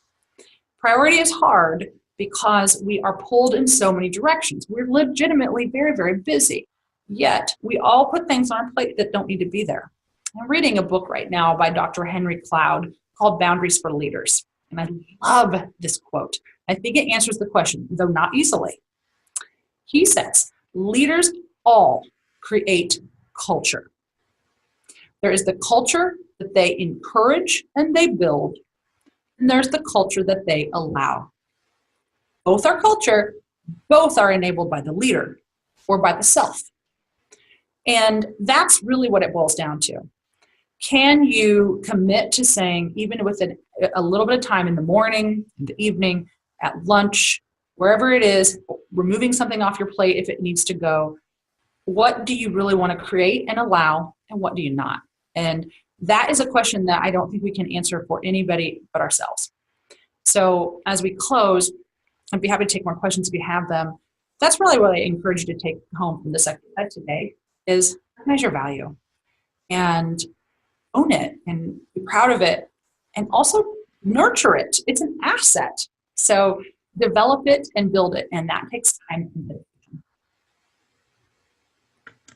I think that's the end of the questions that we have. We appreciate you being on the broadcast with us today. And at our sites, we have a couple of things after we sign off with you to finish up the day. And there's lots of things to think about, particularly being able to identify our own strengths and use them to our advantage. So thank you very much, Sarah Beth, for joining us today.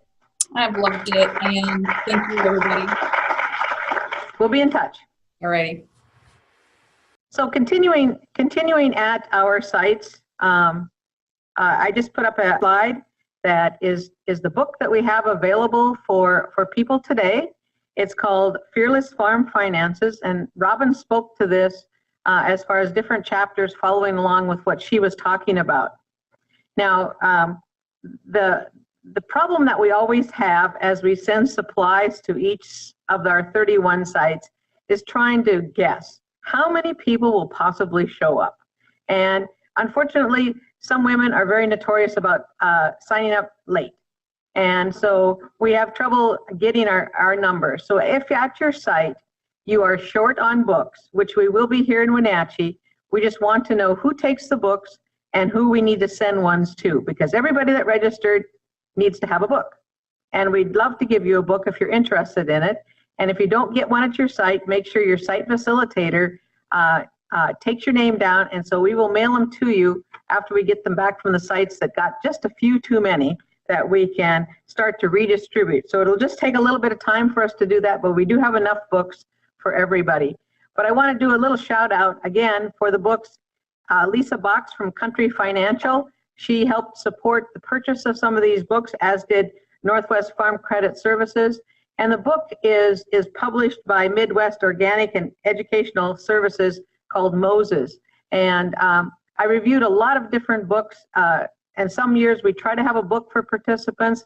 And this one just followed along with the cash flow and the finances, and it'll just be a very good review and more in depth of what you heard today for handling your finances. And it talks about a fearless farm finances, because some people we know are just afraid to delve into finances, and the shoebox seems to fit well because it hasn't gotten them in trouble just yet. And so with some of the guidelines that you were given today, this book we have available for you. The next slide I'm showing is the bottom half of the action plan. And so I hope that when I sign off here, there's a little bit more left at each of your sites for discussion.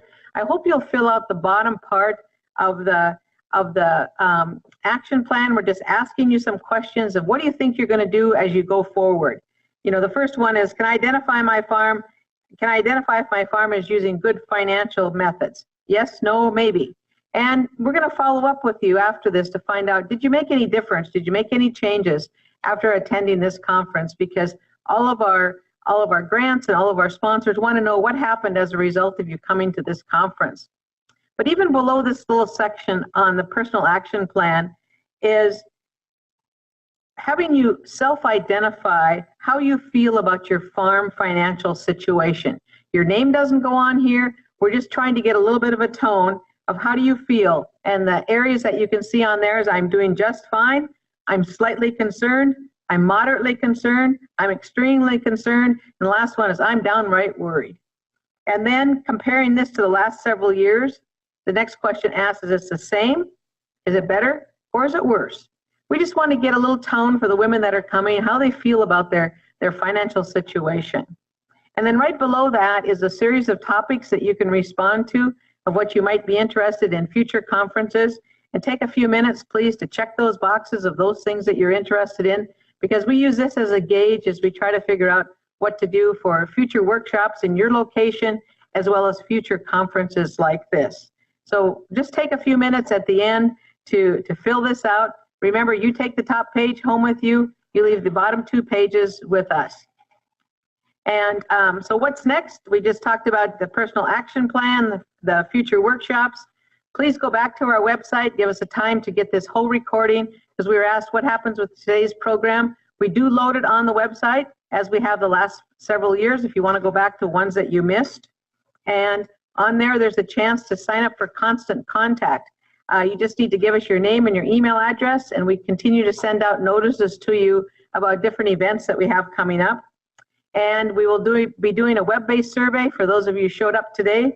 And so be sure that you fill this out, because we'll do a couple of drawings after that for people who do turn in their surveys. And you too could be a winner that way. And so now we're going to turn it back to the site facilitators for their ending part at your particular site. Once again, I want to thank you for participating in the 2018 Women in Agriculture Conference.